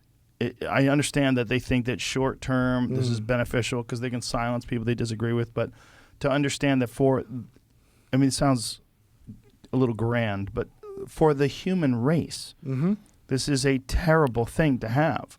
This is a terrible thing to have because you're discouraging discourse, and it's one of the most important things that we have is the ability to talk things out, the ability to find out how a person thinks and to consider how that person thinks and whether or not that would apply to you. Like, can I use these thoughts? Do they have a point that I haven't considered? Is there something about the way they're looking at the world that maybe there is a perspective that I have either ignored or I just haven't been aware of that will enlighten me and change the way I look at things? Maybe I look at a person coming from a different walk of life, from a different part of the world, or different education, whatever it is. Like, let me take in their point of view and see if this is helpful. See if I can help. See, we need more friends than we need enemies. We don't need more enemies. So this silencing people, you're just creating enemies. You're polarizing. We need communication. Most people want the same thing. In terms of like, what do you want from life? You want your friends, your family, your loved ones to be happy. You want to be able to pursue your interests and your dreams and your goals. You have these ideas and these projects you want to do, these goals you want to achieve. You want to be able to pursue those, and you want to not be hampered by bullshit while you're trying to do that. And you also want to be a good person. Like that's universal stuff. Then it comes to like, well, what is a good person? Like, what should you be allowed to do and what should you not be allowed to do? How do you infringe upon the rights of your neighbors with your ideas?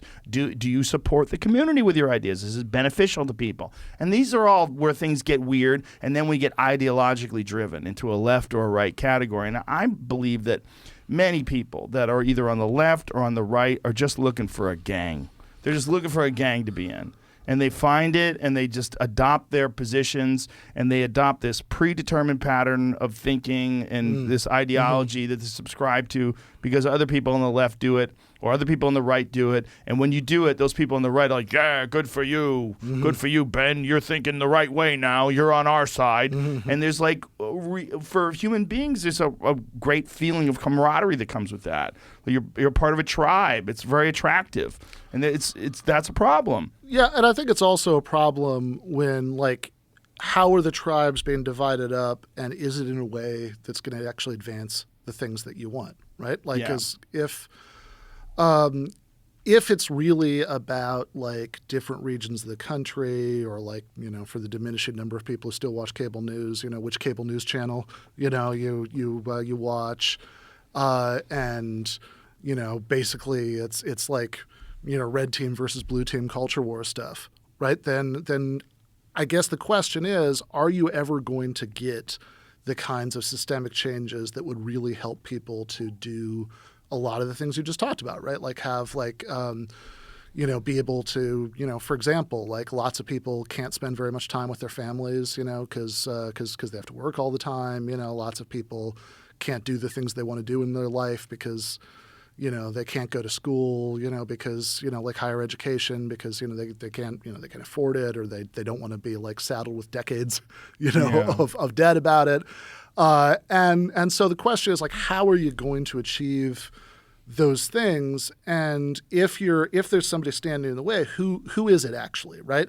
Is it somebody who's a member of, you know, the elite who has like genuine power, right? And whose interests might not like coincide with your interests, right? Because like they're, you know, like if you had a union at your workplace, or if you had like, you know, then their profits would go down, or if you taxed them more to pay for some of the things we were talking about, you know, like that would be bad for them. Is it them, or is it like your uncle who like, you know, whatever, like you know, voted for Trump or something, right? Like is which one of those people should you get mad about? And I think that the problem is that a lot of people are trained to just like fixate on this whatever just passing bullshit is going on in the news cycle, you know, that like, what are people mad about this minute? You know, it's going to be something else in 12 hours, right? You know, but like there's this sort of constant outrage cycle that I think is fed by the profit incentives of media companies because they have to hold on to the audience that they have left. Well, also they have advertisers. Yeah. And a lot of those advertisers, you know, brought to you by Pfizer. They have these ideas that you have to subscribe to. And if you don't subscribe to those ideas, then they don't want to support your program. And this is like either a said or unsaid thing. It's like I was listening to this thing where these people were talking about people in positions of power. Like, how do you get these like sort of cookie cutter politicians? Are they told what to do, or are they the kind of people that will do what they think and say what they think other people want them to say? And I think there's a lot of that. There's a lot of they don't really necessarily have these principled positions. What they're doing is they're saying the thing they think that people want them to say. They're saying the thing they believe people want to hear, and that's going to advance them in their career. And they're these, you know, we don't have to name the names, but we know these people, these cookie cutter type politicians we know are full of shit, but they say things that are the right things to say given the current political or social climate. Yeah, I mean, look, remember, and they'll also say what they think they have to say, like at a given point, and then it's like completely forgotten 6 months later sometimes, right? Like, think about the 2020 election, like all of those Democrats who some of them said at the beginning of the primaries that they agreed with Bernie about Medicare for all, but even the ones who didn't, right? They would all say, oh, we at least think there should be this public option where everybody should be able to like maybe buy into some sort of public health insurance or whatever. And that was like the entire debate. There were like 100, whatever. I don't know how many Democratic debates there were. It felt like 1 million, but they have like however many there were. This was always at least like 20 minutes of like every single one of those. Like they would go on and on about this, but then like somehow now that's just disappeared, right? Nobody's like now Biden's president. It still says on his campaign website, that never got taken down, right? That he wants there to be this public health insurance option. Kamala Harris, who said at one point that she agreed with Bernie about Medicare for all, is the vice president. A lot of these other people are, Pete Buttigieg, said he wanted at least Medicare for all who wanted, and like he's in the cabinet. There are all these people who are back to being senators. And it's like, well, that's what they, when they had to position themselves to win that primary, they said that they cared about like all, the millions of Americans who don't have health care, or the like millions more who maybe even do have health care. How about they said they were going to decriminalize marijuana and release everybody that was in jail for it? Yeah, when's that happening? Exactly. It's all bullshit. It's Yeah. all bullshit, but that is the sort of stuff that we're talking about, that they don't really believe these things. They're saying these things because they believe this is what people want to hear, and that gets those people out to the polls. Get those people out to the booths and gets them to vote. And this is unfortunately where we find ourselves as a culture until we can read minds. And Elon Musk, hurry up with that technology. We need to be actually able to read people's minds.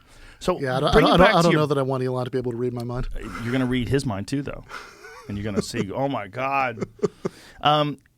Why'd you write this book? Yeah, I wrote this book because I was pissed off. I think more than any other book that I've written, it came out of like intense frustration that I was feeling at that time, because I saw a lot of people who I think like on paper, they agree with me about like most of what I've said tonight, maybe not the free speech part, but like, most of the rest of it, who were doing all of these things that seemed to me like they were either feeding into these absolutely ridiculous sideshows that like stop people from actually focusing on these issues that we're talking about, the title, right? The title example, canceling comedians, people who would like freak out, about like what Dave Chappelle says in a stand-up special as if like the things that you say in a stand-up special are like an editorial that you're writing for the New York Times about like exactly what you want to happen, right? Like that, right. Like every sentence, Dave Chappelle is saying in the stand-up special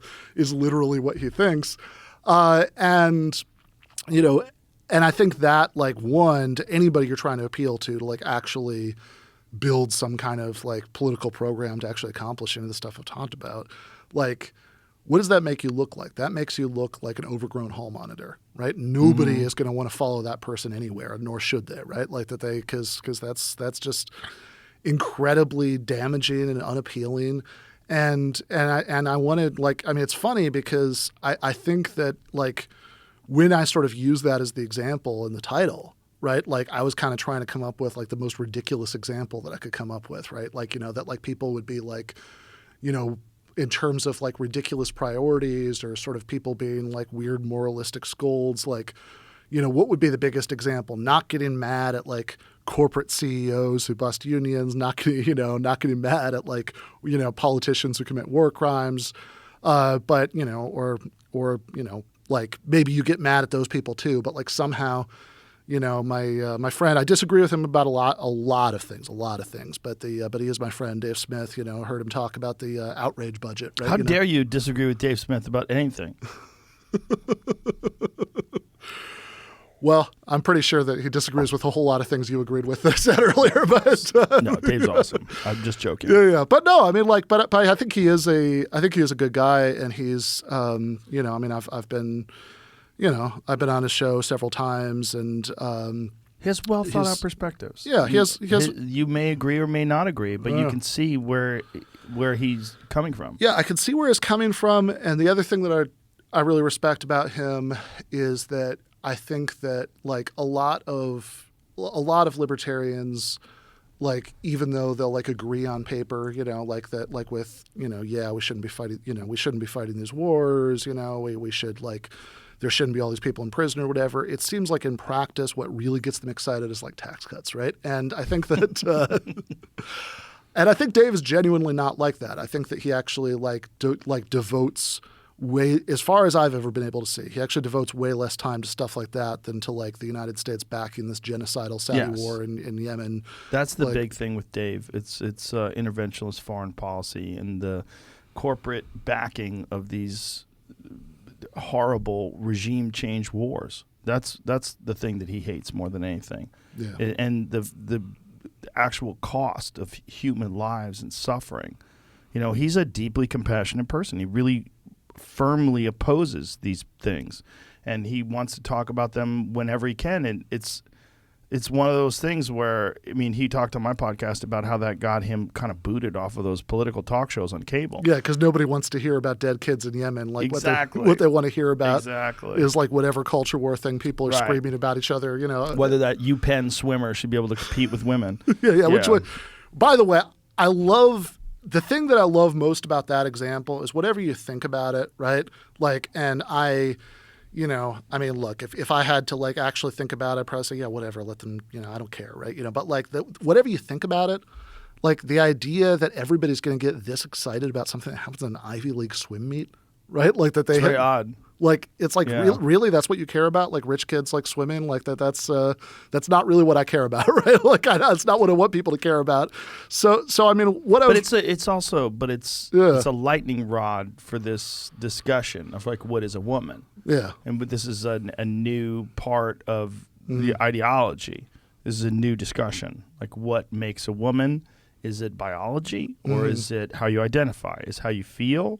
Or is it your chromosomes? And this, when it comes to sports, sports is where the rubber hits the road. And that's why it's this sort of, it's like, see, we told you there's a difference.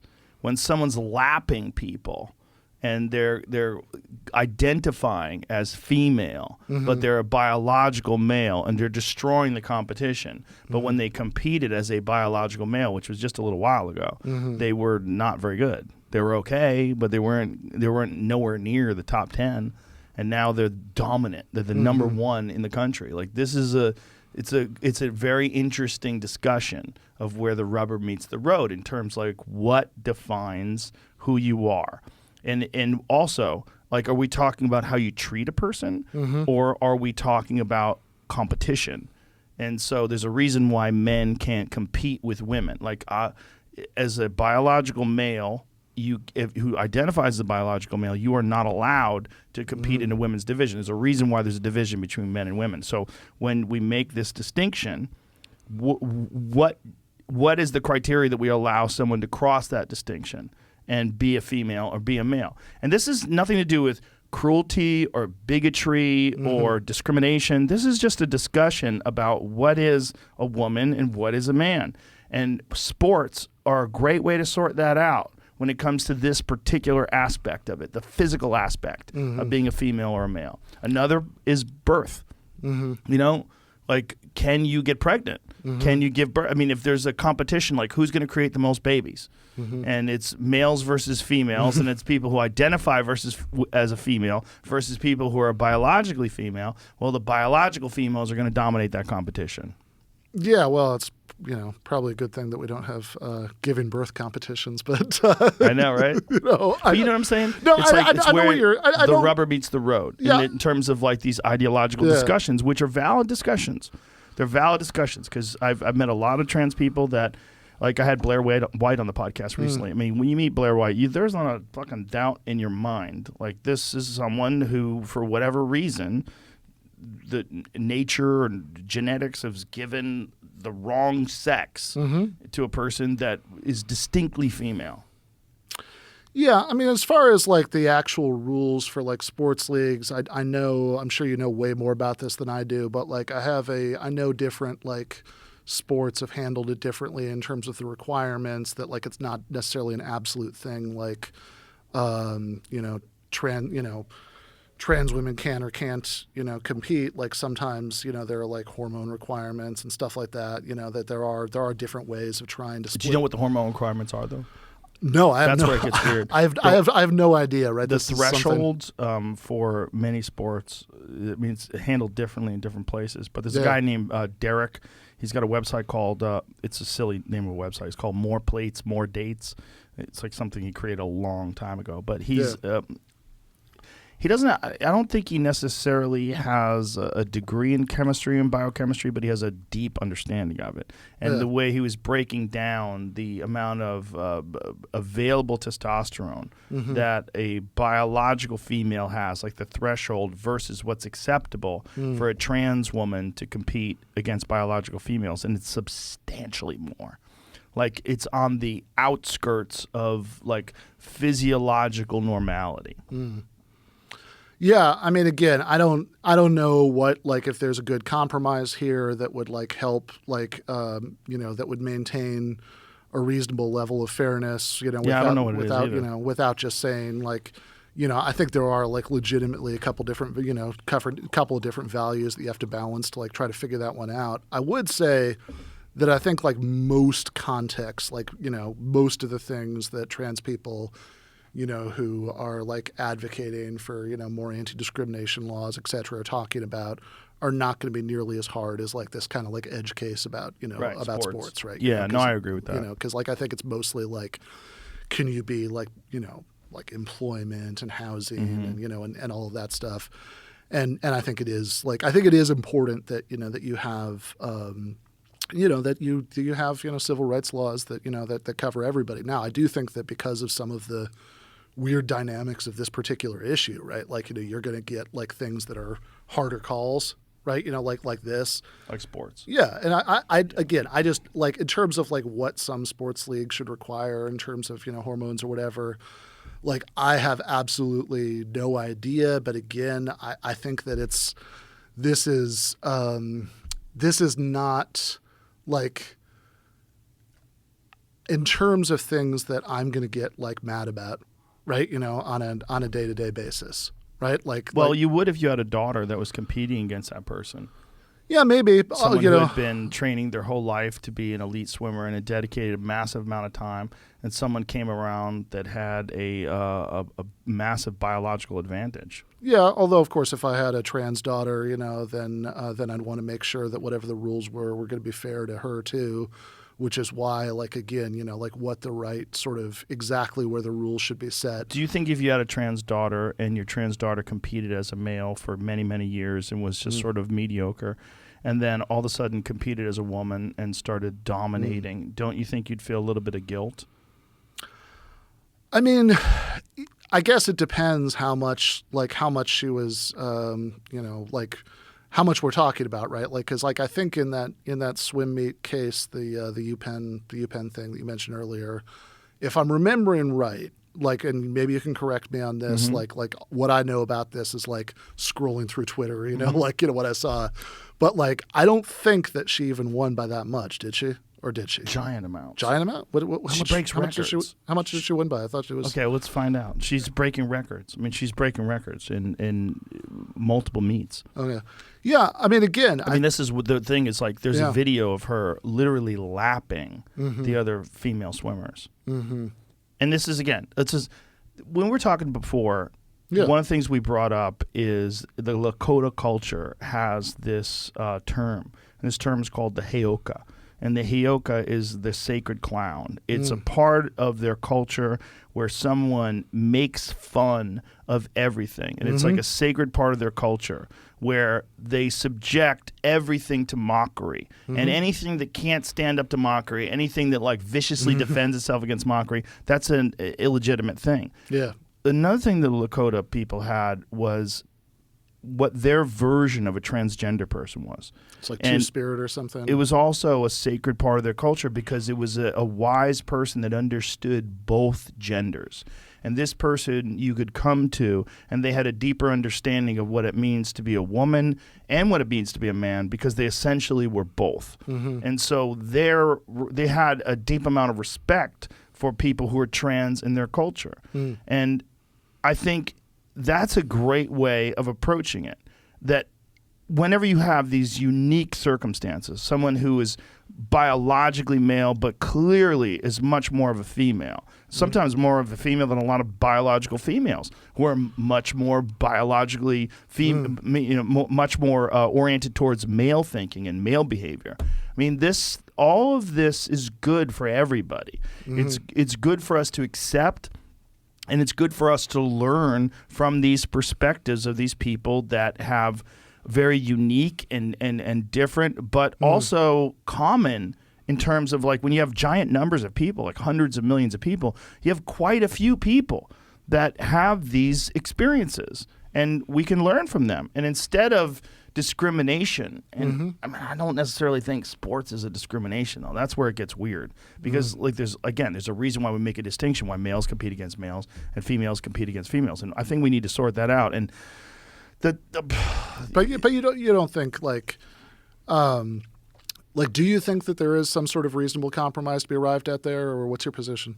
With physical sports, it's a problem because there's so many benefits to being a biological male. There's so many benefits to the size of the lungs, the size of the heart, the physical strength, the fact that you're going through puberty, and that's the difference between someone who goes through puberty and maybe someone who doesn't. Right, they transition before that. Yeah.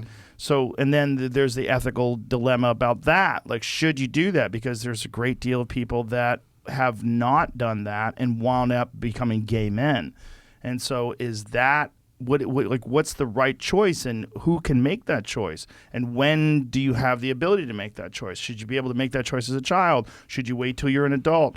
You know, we there's a lot of decisions that we don't allow people to make until they're of grown age, like tattoos. You can't get your face tattooed when you're 4, but you can when you're 24. You know, it's. I mean, I'm not saying that they're the same thing, but what I am saying is that it's a hard issue, right? We're faced with many dilemmas that require discussions and compassionate, comprehensive discussions. And the only way you can do that is without censorship. Well, yeah, I mean, obviously, I completely agree on that. I mean, I think that the youth transition thing, again, I think that this is a little bit of a hard case, because I think that on the one hand, yeah, you're absolutely right. I mean, the idea, like, no sane person thinks that, like, little kids should have complete medical autonomy and just, like, get to, like, do whatever they want. That would be ridiculous. But at the same time, like, not getting a tattoo when you're a kid isn't going to, like, have some, like, really bad effect. You can just wait and it's fine, right? Like, whereas, like, with something like this, if you do have that experience that, that you feel as if you're, like, trapped in the wrong, kind of body, which, I'd imagine could be, like, incredibly traumatic if that's not dealt with. We can only imagine. Yeah, exactly. Like, I literally don't know, but it sounds like it. Neither one of us know.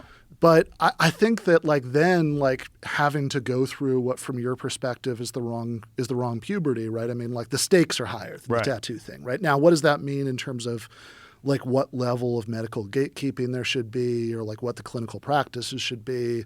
I'm, like, the last person to say, right? Yeah, I'm the last person to say, too. I just think it has to be something that we can discuss. Sure. The problem is when people want to suppress people's ability to make choices, and when people want to suppress people's ability to discuss these things. I don't think that's good for any of us. I mean, these are very complicated human issues, and by human issues, I put them in the same category as a lot of other things that are very messy. They're complicated to talk about. They're human issues. Yeah. And this is one of them.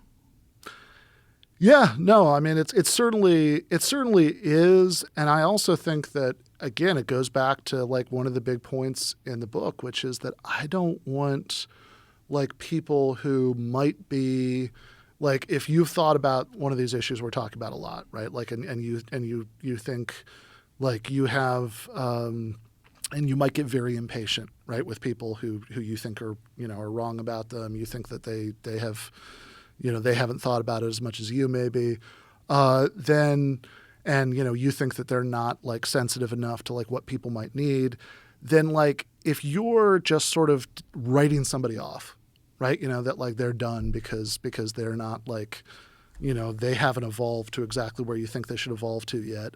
I think that that's bad on a human level. That's just a bad way to interact with people.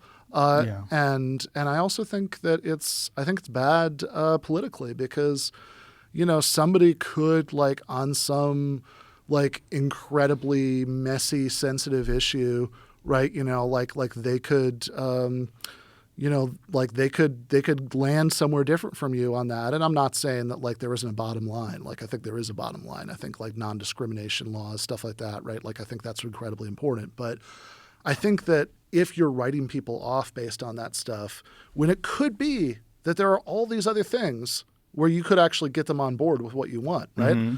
And instead of saying like, when you said in 2020 that you were probably going to vote for Bernie, and there were people who freaked out about it, and a lot of that was like bad faith. It was like ginned up by supporters of other candidates. But there were people who were like, real leftists who were like mad that like the Bernie campaign like put out that like video where they were like clipping that, and that seemed crazy to me, right? Like Michael Brooks and I wrote an article for Jacobin about it at the time, and like it just seems to me like whatever, like the idea that instead of being like, oh hey, good, like here are all these things we can agree on, right? We think everybody should have health care, and you're willing to like support this. And by the way, like if you really care about, trans people, I mean, like I think, Bernie Sanders was probably your guy, right? I mean, like he's the,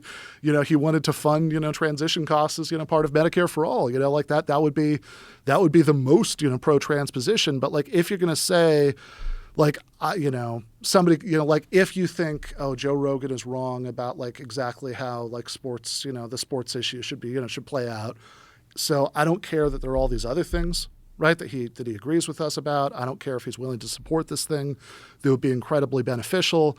Like we just need to like cast him out, right? Say like, no, we just want nothing to do with you. Or maybe like once you agree with us on 100% of everything and like, repent, right? Then maybe we'll have something to do with you.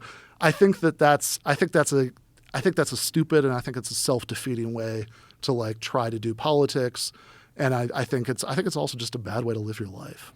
Well, I agree with you that writing people off because they don't share all of your opinions is ridiculous, and it's not the way you get people to take your position. It's the opposite. They're going to push back. If you're going to reject people because they don't agree with 100% of your positions, they're going to dig their heels in. That's a natural thing with human beings. They're not going to go, well, I guess I'll change.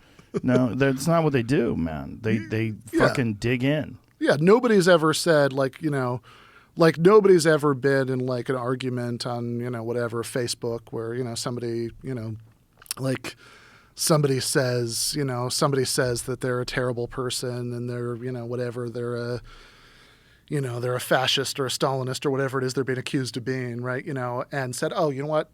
You're right. Good point. Good point. Right? Now I get it, right? Right. Like that's not actually how you appeal to human beings at all. I mean, like anybody who knows, that's something that like I think an alien within like 10 minutes of interacting with people would recognize is not going to work, right? I mean, like I think if you talk to people like they're people, like you, like you're taking what they're saying seriously, like if you think they're wrong, you can like try to explain why you think they're wrong, and you can show them how the things that you want might actually help them. I mean, it's not always going to work. There's no guarantee because that's just life. There's no guarantee. But I mean, like sometimes it'll work, and the other thing's just not going to work. So, what positions did you take in your book that you got pushback from? Oh boy. Yeah, well, there were a few. Although I will say most people who got mad at the book didn't read it. Like most people. Of course. Why would they bother reading it when they could just get mad? Yeah. I mean, there were like. What if I read it and it clouds my judgment because now I agree with you on some things? I'm trying to say fuck you. Yeah, exactly. Like there were so many. Like the number of people who got mad about the book before it came out just based on the title or the description. You want to have another drink before you talk about this? Oh, yeah, absolutely. You're out of booze. Yeah, please. You might need a refill. This is really good. Thank you. Buffalo Trace? Yeah, it's good stuff. So, yeah, the number of people who got mad about it before it came out versus the number after I think is really revealing. But that's hilarious. I mean, it's literally true. But I think the people who did read it who got mad, which is not most people who read it, but the people who did read it who got mad, I think there were a few things. One of them was about the Andy No incident from 2019. You remember this? The Antifa thing when they Yeah. threw Yep. milkshakes at him and stuff. That they and in general, the part of it where I was criticizing, Antifa, that they that like, I think there are a lot of people, who at least. Maybe not a lot of people in the world as a whole, but a lot of people within a certain kind of subculture who have, convinced themselves that like, I don't know, it's really important that people be using these kinds of like, street tactics to like, because they think in their heads that it's always like Germany in 1933 and like, Nazis are about to take over or something, which is delusional. But they, I think if one of the points that I make about that in the book is that if you think about like what was actually going on in, Germany in the early 30s when you had, like Nazis who were like going around and like smashing up like trade union halls and like, and fighting with people in like socialist and communist parties and stuff. Why would why would corporate America have to bother with any of that now, right? They're already winning, just fine, without it, right? Like, so. I don't know what you're saying. Okay, sorry. Let me back up. Like, try to be clear about this. So, I think the idea that fascism is what's like on the horizon in America, I don't think makes sense because I think that arose under very different circumstances than what we've got right now. I think that the role that like the things that fascists were doing in like Germany before they took over there, Italy before they took over there, were in response to the perception that the system was under threat and there would be like maybe even like communist revolution, and this was like the only thing that like the wealthy elites could kind of turn to stop that from happening, would be like allying with like German business interests, allying with Hitler. And that's just such a radically different situation than the United States now that I think the idea that you'd be obsessed with like street fighting with, with like the few people who like, the Richard Spencer types or whatever just seems, I think that makes no sense. I think that I think it's a diversion. I mean, I think it's a distraction, honestly, from things that actually matter more. And I think that it's really dangerous when people would make excuses for behavior like attacking Andy No, because because if you think about that, like here's the thing that most disturbed me, right, when that happened, that I would see people who'd be defending that online who would say, well, he's not like really a journalist, because like whatever they would say about him, right? He's like a propagandist or he's like really siding with like the Proud Boys or one of these groups or, whatever. And it's like the misinformation thing, right? Like who gets to decide, right, what counts as a journalist? And I certainly don't want that decision to be made by like individual vigilantes, right? Well, the problem with Antifa is the name. Oh. You're calling it Antifa, like anti-fascist. Like you're like, well, of course.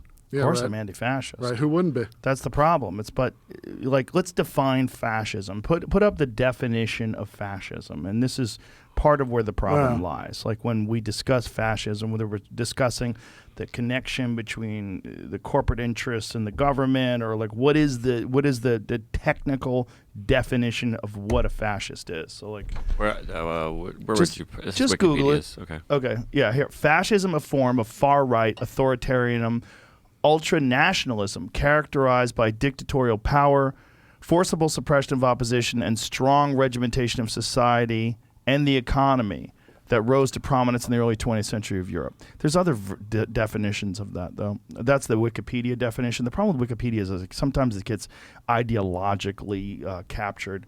A political philosophy, movement, or regime that exalts nation and often race above the individual and stands for a centralized autocratic government headed by a dictatorial leader, severe economic and social regimentation, and forcible suppression of opposition. I don't see that in our country. Here's the other one, though. A tendency towards or actual exercise of strong autocratic or dictatorial control. The problem with that is when you're trying to control by violence and street action and throwing milkshakes at people, you're trying to control the way they behave and they think, and That's a form of fascism. It's a kind of fascism. What you're doing is, in a sense, you're intimidating people into not opposing your perspective. You have large groups of people. They incite violence. They lit the fucking apartment building of the Portland mayor. Portland, one of the great things about it is it's the least fascist place on earth. It is literally the most open-minded, progressive city on the entire continent of the United States. You don't think Nazis are about to take over Portland? There's not a fucking chance. And yet that's the stronghold of Antifa, and that's the place where they find the most fascism they have to combat against. Yeah. It's a form of bullying. It's a form of gangs. They're trying to enforce their ideology, and unfortunately their fucking mayor has let them go so far with it that even he's pushing back now. He's calling for greater police protection, and they're trying to enforce laws now and arrest people, and because he was being targeted so much that he turned it around and is like, we have to do something about these people. Like, now you think like it's like a gang, man. It's like they're into this ideology, and they're into this whole community of like stopping these fascists, and they're looking for them when they don't even exist. The technical definition of fascism is not running rampant in fucking Portland. It's just not. No, it's not. And I think that, like, if you want to say, like, there are, like, far-right groups who might commit hate crimes, etc., then, like, first of all, I actually don't think that a lot of people who do stuff like this would be, like, just...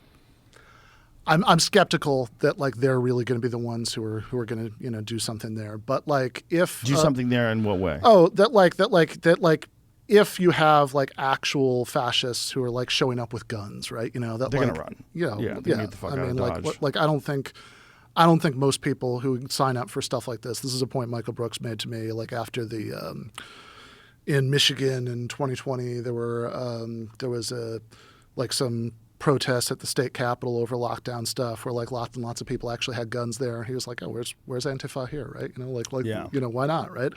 And is that when they were trying to kidnap the governor?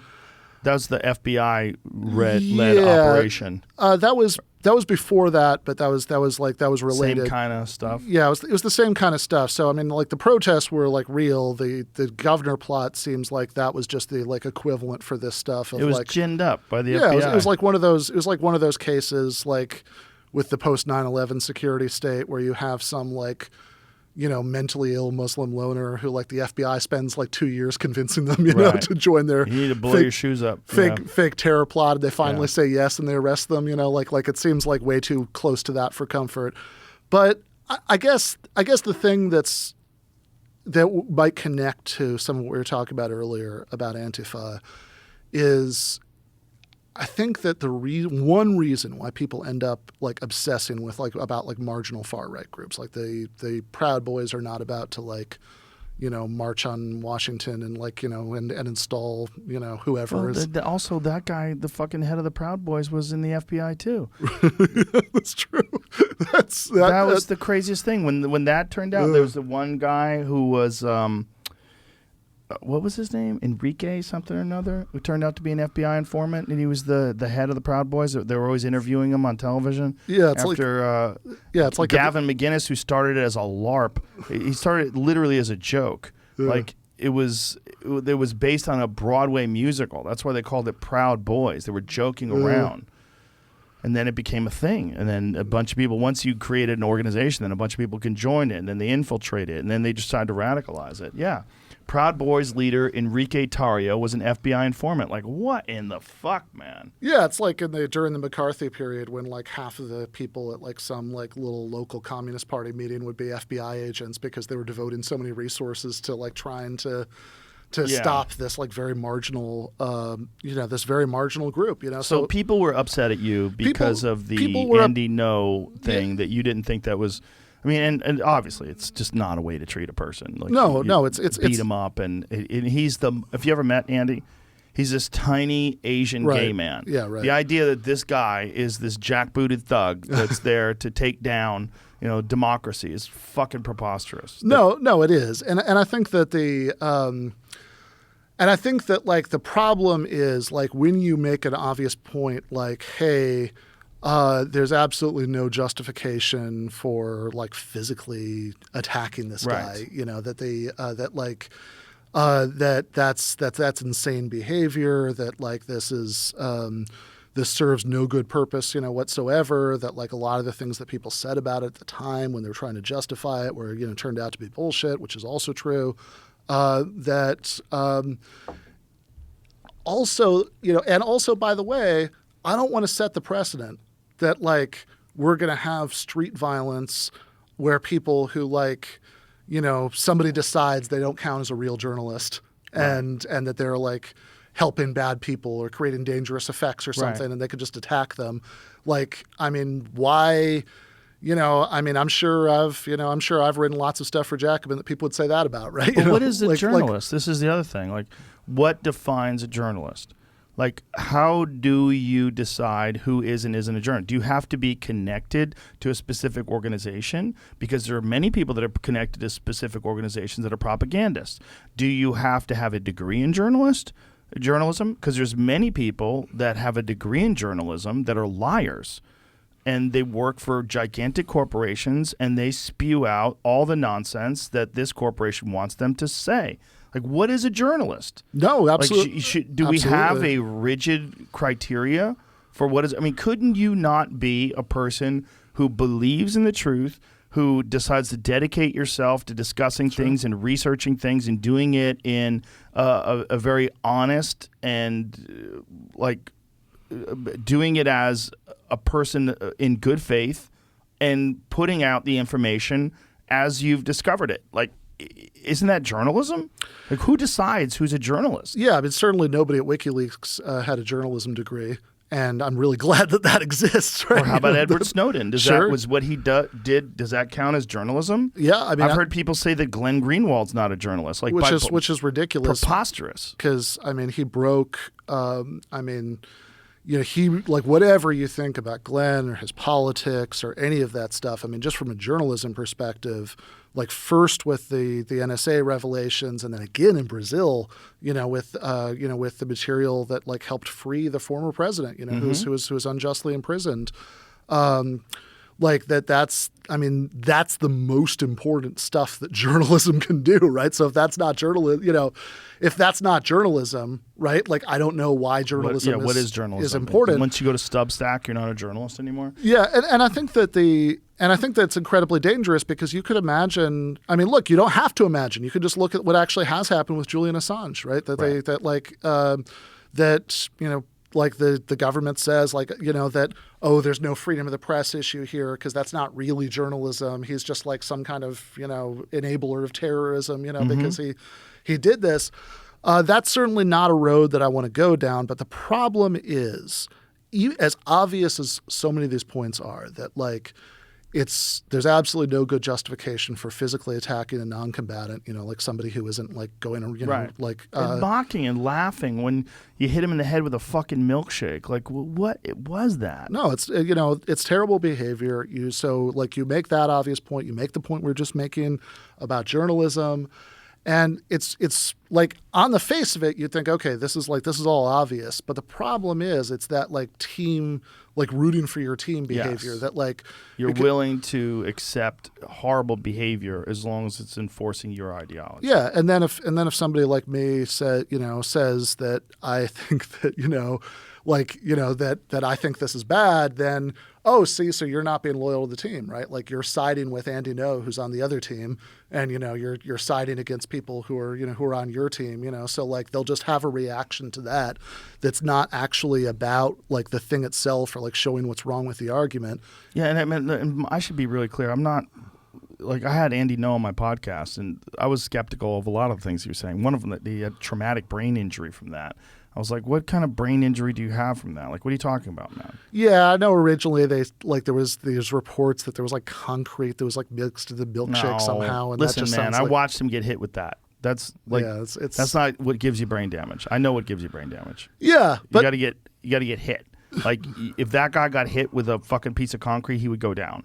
Yeah. Okay, he's not just going to take it on the chin and keep walking and get a traumatic brain injury from a milkshake. Yeah. It's silly. No, and look, and I think that Unless there were some other shots that he took that weren't on camera. And I think Andy Ngo, like, as somebody, like, the issue is not do I like Andy Ngo, because I actually don't, right? I mean, like, I think What don't you like about him? So he wrote an article that was I think it was for Quillette. I'm not sure about that part, right? It might have been somewhere else. But he wrote an article about visiting Britain where he was claiming basically that there were, like, you know, parts of London that were like under Sharia law, or that, you know, like and his evidence was that there were like no drinking signs, that, like, it's since been pointed out that, like, other, like, non-Muslim neighborhoods, they have the same things, right? Because you're just not allowed to drink in certain places, you know, under generally applicable laws. I think that he's, you know, and I think that probably in general, right? Like, He's a provocateur. yeah, I think he's a provocateur, and I think that he's I too have a lot of questions, you know, about the honesty, or at least the commitment to sort of checking things, you know, before you go into print with them. And my sense is that, you know, his politics are completely different from mine, but none of that matters for this, right? Like, none of that is the point, right? I don't want just, like, you know, if we're talking about, like, you know, should we have a taboo against, like, physically assaulting journalists? Yeah, right? physically assaulting people you disagree with. You know, then, like, yeah, we should. And it should be anybody, right? You know, but, like, also, I think that, you know, it shouldn't depend on whether you think they're honest. It shouldn't depend on any of that stuff, right? You know, that just is not something that should be happening. And I think it's a bad door to open up. But I think that that's something in the book that a lot of people, I shouldn't say a lot of people, most people who got mad at it never cracked it open. But, like, you know, it's some of the people who did get mad at it, you know, because they read it, had a problem with that. I think some of the Dave Chappelle stuff in the first chapter, because, you know, they thought I was, like, defending a transphobe, you know, like, I think that was, you know, that was an issue with some people. You know, trying to, you know, I think that the stuff in later in the, you know, in the book, that just in general, I think a lot of people who got mad about it sort of misinterpreted the sort of main claim in a crazy way, right? That, like, you know, in other words, that they thought that the main thing that I was saying was that, like, online cancellation is, like, the most important problem in the world, or, you know, something like that. And that's not what I think. You know, what I think is that this is not a way that you should act towards people. One, because on a human level, it's just a toxic way to operate. And two, if you actually want to win people over to ideas that you think are important so you can accomplish something that's important in the real world, then getting bogged down in all of this kind of, you know, online shit throwing and, you know, trying to get people fired and all of that stuff, for all the reasons that we're talking about, I think it's like the worst, most counterproductive thing you could do. I think there's also a real issue with communicating through social media. It's such a, you know, it's a way of communicating that takes away so much of what it is to be a human. To be a human is to look at a person, to have a conversation with them, look them in the eyes, to talk about things in depth, to recognize their perspective and allow them to talk. So you give them, there's a sense of camaraderie. You're two human beings expressing ideas. With social media, you're just printing something out and you're throwing it out into the ether, and then the other person responds, and then you don't see each other. You're trying to be biting and nasty, and the way you win is through vitriol. It's a shitty way to communicate, and one of the best ways to get attention is to be the biggest cunt. Like, that's how people get attention online, to say the most mean, the most vicious thing that you can. And it's like a fun little game. Totally. And you get validation for being, like, the first person to, like, throwing the first stone, right? Like, and people, like, support you because they wish they had said it, or they don't want to be the person who sticks their neck out, but they'll like it because go get them. Yeah. Go get them, Ben. Yeah. Or they just don't, like, or they just, like, you know, they like the tweet, right? You know, that like, we got that guy. And then they just never think about it again. Or sometimes, like, if they thought about it in the first place, like I gave, there's a guy who I am Wendell Potter. You know who this is? No. Okay. So Wendell Potter used to be a health insurance executive, and he would lobby, Congress on behalf of health insurance companies. And then at some point in the past, I think maybe 15 years ago or something, I'm not sure about the timing, he decided, he had a crisis of conscience about doing that, and he left the industry. And he started what he's done since then is he just campaigns for Medicare for all, right? So this is a really good person, and he had I remember back in this was spring 2021 maybe. Wendell Potter tweeted out something like the fact that people don't understand how much Medicare for all would help us even during this time when people are losing on health insurance, because of, the economic disruptions. All this stuff shows how many people bought the lies that I used to tell, when I was a health insurance executive. And this guy who I'm not going to name because I don't want to shame this guy. That's not the point, right? But is this guy quote tweeted that, right? He just probably saw it on his feed and, he didn't really know it was from. He quote tweeted it and said, and I quote, "Oh my God, this fucking piece of shit actually admitted it." And that got 20,000 likes before enough people told him who Wendell Potter was that he finally took down the tweet. And what gets me about that example is that if the guy who originally tweeted that had literally just clicked on Wendell Potter's name on the top of the tweet, that would have taken him to their his profile picture where he would have seen all these, names that have for Medicare for all in the title. Yeah. And he would have realized what point he was making when he tweeted that. But why would you do 5 seconds of research about somebody before denouncing them when you can get that little endorphin rush from you're a piece of shit on Twitter, and then you get all those likes and retweets? Alan Levinovitz is? Who's that? He's a writer. He's got a very interesting perspective on this, and he calls Twitter and social media processed information. The same way processed food is bad for you, that processed information, ultra processed, where it's down to, instead of having a conversation with someone, it's down to quote tweeting a thing completely out of context and trying to ruin with them. Oh my God, this piece of shit just admitted it. That kind of thing. Yeah. That's an example of ultra processed information. And when he said that, it was one of those aha moments where it's that's what it is. That is the thing that separates human beings and normal human interaction between social media interaction. It's too easy to do. It's too simple. It's basically fast food or some sort of processed fucking snack. It's terrible for you. It's terrible for your brain. And people engage in it easily. Yeah, and much like those other examples, the profit incentives of the companies that run it, are all in favor of people doing all of this stuff, because the more people are doing that, the more minutes per day their eyeballs are on Twitter. Or sure, but I think that's almost a simplistic version of it, because I don't think they meant that. I don't think they created it in order to get people to do it that way. I think they created it as when you go back and look at Twitter, what it initially was. It was you would put at, and then your name is going to the movies. You would even talk about yourself in the third person.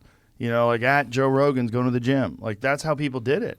And then slowly but surely it became a way where people espoused opinions, and then it became Arab Spring, and then it became all sorts of different ways that people express themselves. This idea that it started out with this insidious notion. I don't think it necessarily started out with an insidious notion, but I do think that the ways that it's changed over time are ones that just the fact that likes and retweets and all of that stuff are part of it. I do think it's a kind of feedback mechanism.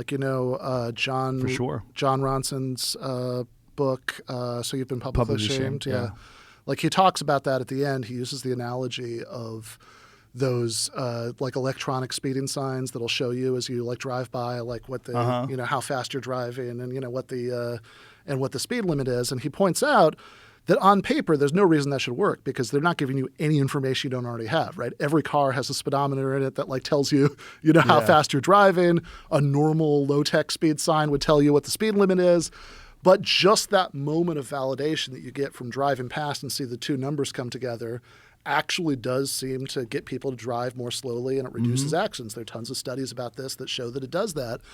And in that case, it's that kind of like immediate feedback loop of validation is a good thing. But in social media, that kind of immediate feedback loop of validation that like you're going to get, 10,000 people who, like and retweet, because you said, you said somebody's a piece of shit or, whatever, is incredibly toxic. I think it makes it harder harder to communicate with people.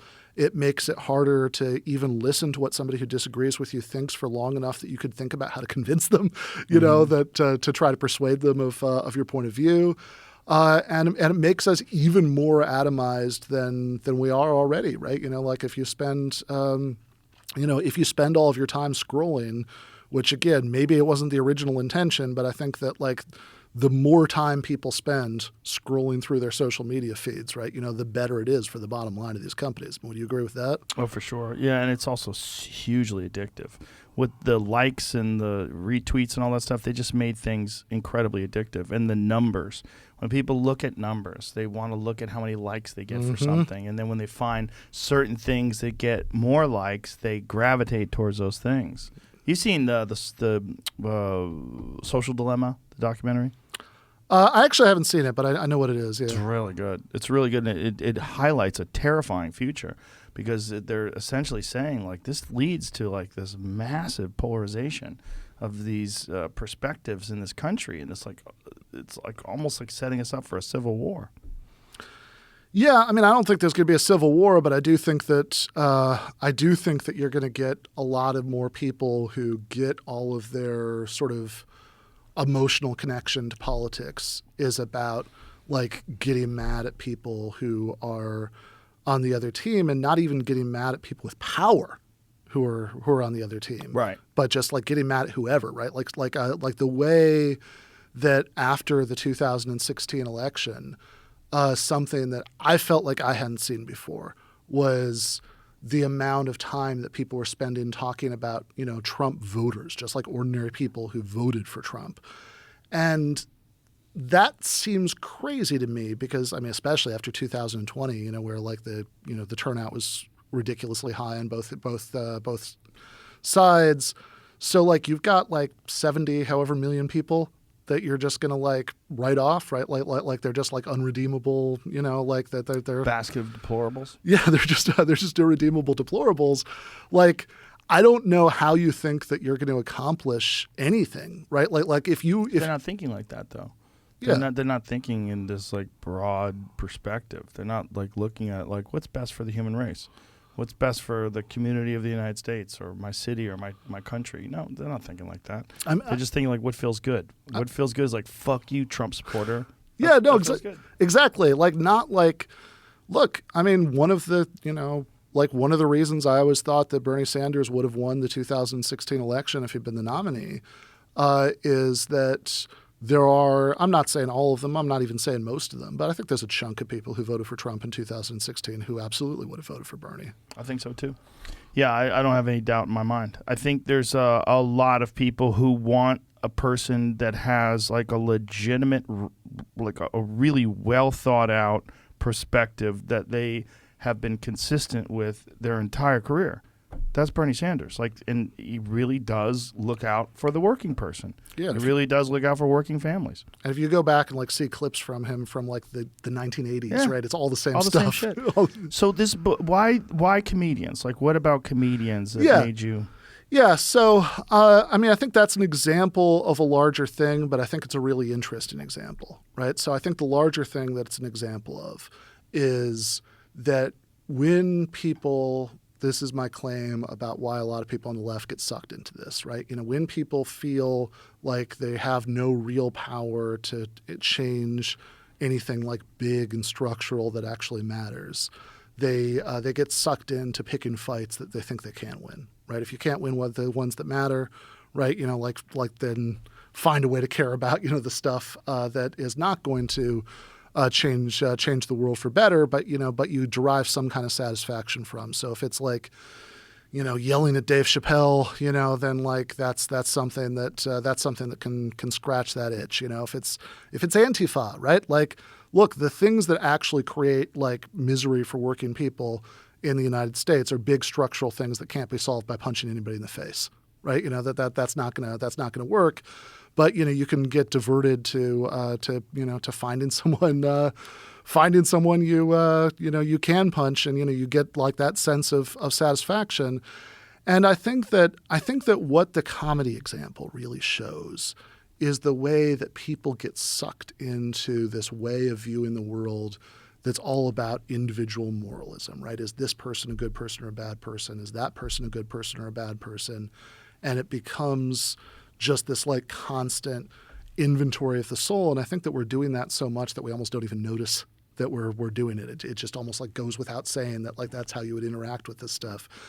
And so I think that comedy, as a form of entertainment, and when it's really good, as a form of art, as something that can, help us kind of look at the world around us at a slightly different angle, than we would in the normal course of things, because it kind of holds things up in a different way. I think that can only work if it's operating in a space where people aren't constantly thinking about like, oh, is this guy a good guy or a bad guy? Is this joke that I'm about to tell, like something that is morally acceptable or not, right? Like if you're in that space, I don't think you're going to be able to do it right. That's an interesting thought that people will attack things that they think that they can have an impact on instead of going after these big impossible problems that seem insurmountable. Yeah, I mean, look, perfect example. Think about the summer of 2020 after the murder of George Floyd. There was this wave of protests and riots and unrest that was like without precedent in a very, very long time, if ever, right? And all of that was originally about police violence. But how much has actually changed in terms of how policing works in the United States since then? There were some cities that cut budgets for a while. Most of them have put it back. But in terms of things like how easy it is to hold a police officer accountable, if they use violence in an unjustified way, I don't think that's gotten much better. Well, it's changed in New York City. In New York City, police officers can be civilly liable now. Yeah, and that's a good step. I don't think it's a complete solution because, for one thing, I think a lot of people who are most likely to end up in these situations are not in a good position to afford, good legal representation. I know sometimes in a high-profile case you'll get people doing it pro bono, who are good lawyers. But I think it's a good step. I don't think it addresses most of the problem, but I think it's something I support for sure. But here's the thing: I think that much more than people actually changing how policing works in America is a really heavy lift. But what's really easy is, getting, every, corporation in the world to put out some sort of Black Lives Matter thing, right? Like that's easy because it doesn't cost them anything. Right. Like, why wouldn't they just do that? It's also good for business. Sure. Yeah. Or woke capitalism. Yeah. I mean, that's the thing. Like this woke signaling that, that your business is a part of the good side and that you should support this business. Yeah, no, absolutely. And again, it doesn't, it earns them some goodwill. It doesn't cost them anything. Why wouldn't they do that, right? Like that does very little to solve anything that any of this stuff is supposed to be about. But again, it's easy, right? Or when, people knocking down statues, which don't get me wrong, I don't think there should be statues of Confederate generals, in cities, I mean, I don't think that's something we should glorify. But I also saw a lot of after the really bad statues came down, people started going after gray area statues and fucking George Washington statues. What's interesting about the Civil War statues is many of them actually came up. They were put up during the civil rights demonstrations of the 1960s, and they're really cheaply made. They're these shitty responses to the change that was happening in the country. Yeah, right. So again, I think that should there be statues to Robert E. Lee? No, I don't think so. But I also think it's revealing that people end up spending this much time on these purely symbolic things, right? Like we've got rid of all of the really objectionable statues, and now we'll say, well, how about George Washington? How about whoever, right? And then you search for things that, you can change the name of it, right? Like my mom has gotten really into to bird watching in her retirement, and she told me that there's like some kind of warbler that's named after a Confederate general that people are like trying to like get that changed. It's like, okay, you're really like, They're digging deep. They're digging deep, right? Warblers. I know, right? So, It is kind of weird, though. Like if you had like a Hitler warbler, you're like, man, fucking weed celebrating. Like, yeah, no, and like whatever. I mean, I guess what kind of T-shirt is that? Sure, I guess if I were in the, he got a warbler with a fucking wing up in the air like a Nazi. Like, hey. Yeah. But again, why comedians in the title and like So I think it's a example that makes it really dramatic because comedians don't and really can't exercise political power. They might influence to a certain extent the way that people think about certain things, but nobody who's doing comedy is making decisions, that directly impact people's lives. So if you are actually trying to do that, like if you're actually trying to affect real change, this doesn't make any sense. What I think it is it's a symptom of how extreme this kind of moralistic approach to politics can get, right? That like you're this concerned with like constantly testing, whether somebody is a good person or a bad person, or they ever said anything that, that might show them to really be a bad person, and nothing can ever just be a bad moment, right? That, that it has to be like, this is the moment where you really revealed the, how toxic your soul was or something, rather than just like you said something stupid, because sometimes people say things that are stupid, I think that kind of moralism, when it's applied to comedy, I think that's like maybe the most extreme symptom of what I'm talking about, because it's one thing even to get mad at somebody because like of something they wrote like in an editorial, right? That they're telling you like exactly what they think should happen, that like if I write something for Jacobin and, some people get upset about that, okay, at least it's a Jacobin article. I'm literally saying exactly what I think, right? But if you're doing, so that last Dave Chappelle special at Netflix, that people got mad about, and which, by the way, I hadn't even watched, but since I'd written this thing, people kept asking me what I thought, and I finally watched it. And I thought that the way that it was portrayed, as if it were this like just festival of transphobic, hatred, preposterous, was ridiculous. That in fact, the overall theme of the special, as far as those issues go, was about him like moving towards a place of greater understanding, and and it's also kind of a love letter to his friend that committed suicide for supporting him, was attacked for supporting him, and then she jumped off a fucking building and committed suicide. This is like an homage to this person's life, and this long part of it. Like, I worked with Dave during the entire time he was piecing that together, because we started doing shows in Austin like November of 2020. I mean, it might have even been earlier than that. And we were working together while he was putting it together, and he was responding to this idea that he was transphobic. And he was saying, like, this is so crazy. Like, this is who I am, and this is about this person who, when I was accused of being transphobic, this person defended me and was dragged by people. And there's been some talk of whether or not, like, how much of that was creative license, because, like, people have tried to find, like, what the tweets were. Yeah. But how many of them were DMs? Like, we don't know. I mean, I don't think you could dismiss that. Or how many of them were people who actually knew her personally, but then committed suicide. And, like, this is, like, trying to make – it's the highest form of comedy in a lot of ways, because you're trying to take this, like, socially sensitive issue and extract laughs from it, which is very difficult to do. But in no way was it transphobic. In no way was it hurtful or cruel or mean. Well, I mean, actually, he spent a couple minutes of the special explaining why the bathroom laws in North Carolina were cruel. Yes. And like at the end, like when he's talking about his dead friend, like one of the crucial moments comes when he's describing their like back and forth, you know, when he had her open for him, and Yes. And It's hilarious. yeah, which is a hilarious thing, but there is this like really moving part of it, right? At the end,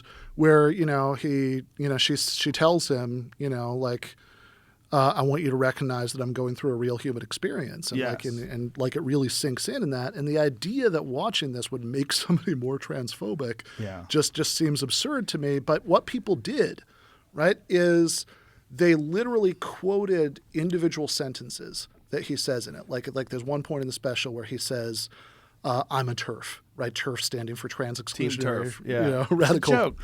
Yeah. And it's like, okay, but literally within like 2 minutes of him saying, I'm on Team TERF, he says, I'm not saying that I don't think trans women are women. It's like, well, hold on. Right, like Right. Exactly. if you take both of those literally, right, those two don't go together. Right. But of course, that's not how comedy works. That's like thinking that like somebody who writes a novel, that like every sentence of the novel is like what they actually personally think course. is true. Yeah. But I think, and I've got to think that a lot of people who write articles like this must understand that on some level, right? That like this is not how comedy works. But I think that, sometimes it's like bad faith. They're just being dishonest. There's definitely some of that. But like also I think that like sometimes if you get this invested in like making these like moral indictments of people over these culture war battles, then you're just not even pausing to think about that. Like you're just like trying to find evidence. Like you're just like sifting through it to like find like, it's like, Freddie DeBoer, the commentator? No. Okay, so Freddie DeBoer is a writer. He wrote a really good book about the education system called Cult of Smart, and he has this essay from a few years ago called Planet of Cops, where he says that it seems to him that like increasingly everybody in the culture is a cop now, right? What he means by that, and he develops the metaphor. And he says things like, there's the new movie that people are getting excited about. Well, give me 2 hours and 500 words and I'll find you your indictments, right? That it's like that's sort of constantly sifting through things to like find evidence that people have committed some kind of sin or infraction. And I think that like that's how people are approaching that. Like when they wrote these articles, about, how, oh my God, did you know that Dave Chappelle said that he was on Team TERF? In that special. Like, look, there's a mission, right? You gotta get those indictments, right? So you just have to sort through all of it until you can find something that that looks like a smoking gun of evidence. And I think that it's like obviously it's a terrible way to write about anything, but I think what's interesting to me about the example of comedy is that it's sort of the most absurd possible application of doing that, because I mean, just to be like simplistic about it for a second, right? Like if you're saying something in a stand-up special, like generally speaking, not every sentence, but like you're saying it because you think it's funny, right? Yes. That's which is just a different thing from saying something because like, here is exactly what I think. Right, Well, it's like the example that we were talking about before the podcast, which I'm not going to do because it's actually in my act now. Was that someone put a quote that I said in an article about what a piece of shit I am. I'm like, hey, you got to put the whole quote because there's like a lot more to that, and it's clearly joking, but it's that thing that they do is also because someone is getting a disproportionate and exorbitant amount of attention. Mm-hmm. And when someone is like a Dave Chappelle or myself who's got a disproportionate amount of attention, there's so many people that want to look at that and go, flaws, holes, throw rocks. Like, and it's a normal thing to have this sort of reaction to someone who you feel either their take on things isn't valid, or it's not this. It doesn't align with your own, or there's a reason why you're morally superior to them because your position is better. You know. Yeah, no, I think there's a lot of that, you know, and it's also, I mean, it kind of goes back to what we were saying earlier about the you know, BLM protests and the aftermath and all of that stuff. Like, if you get somebody, like if, I mean, obviously in a case as high profile as like Dave Chappelle, like Netflix isn't going to dump him because like, why would they do that? Like that would just be putting like a lot of money on the Well, table. not only that, but there's no reason to. Right. Here's the thing. It's like if Dave Chappelle was saying all trans people should die, and you know, they're not human. Okay, yeah, get rid of them. Right. Everybody would agree to that. Like, you shouldn't put that on your network. But you cannot look at any of the things that he said and rationalize any of these accusations that people have towards him. He is not that guy. He is a lovely guy. If you meet him, he is one of the kindest, nicest, sweetest guys. And that's who he really is. And it's really striking, too, because if you remember when all this was going on, there was like a week of the news that was all about how there was going to be this huge walkout of trans employees at Netflix. You remember this? Yeah, they took a lunch break. There was like 5 of them. Yeah, there were like 5 people, and it's not even clear that they all worked at Netflix. No, most of them didn't. And then the one of them that was there, they found a whole bunch of racist shit that she had put on Twitter. And they're like, hey.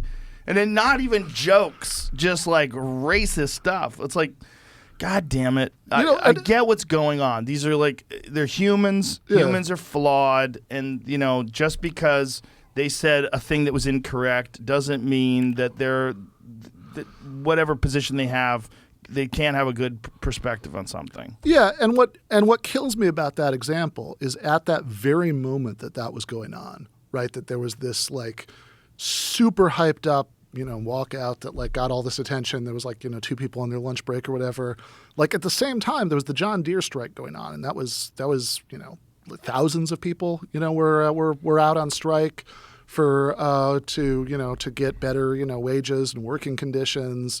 John Deere, the tractors? Yeah, yep. The workers. I never heard of that. Yeah. If you go I believe you, but I mean, I never heard a peep out of that. Yeah, well, that's the thing, right? So, like, you compare the scale of the two things, and then you compare the scale of the coverage. Right. One of them is jokes. Yeah. But it's also jokes from the greatest living comedian. That's part of the problem. It's like and also a guy who you sort of associate with left-wing values and progressive values, and you want him to fall in line. And I think that's part of the blowback.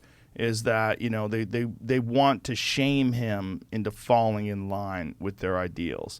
And one of the things that he said, like when we talked about the special, and we did a show together, and he did this speech at an arena, and he's like I am not going to comply with the way you want me to think and want me to behave. That's not what I'm doing. Yeah, and again, like, what's his response going to be realistically? Like, he's just going to keep talking shit. That's what he's going to do. Right. I mean, it's going to be funnier and funnier. Right. You know, but like the idea that like saying like he's a terrible person, he's a transphobe, like is going to get him to like see things more from your perspective. In fact, he talks about this in the special, right? That like he has the thing about the woman who like followed him out to the parking lot or whatever to give him a hard time, and the point is that like all of that, like his reaction was just fuck you, right? You know, like of course it is, right? You know, but like then like actually meeting this trans woman and like having this, having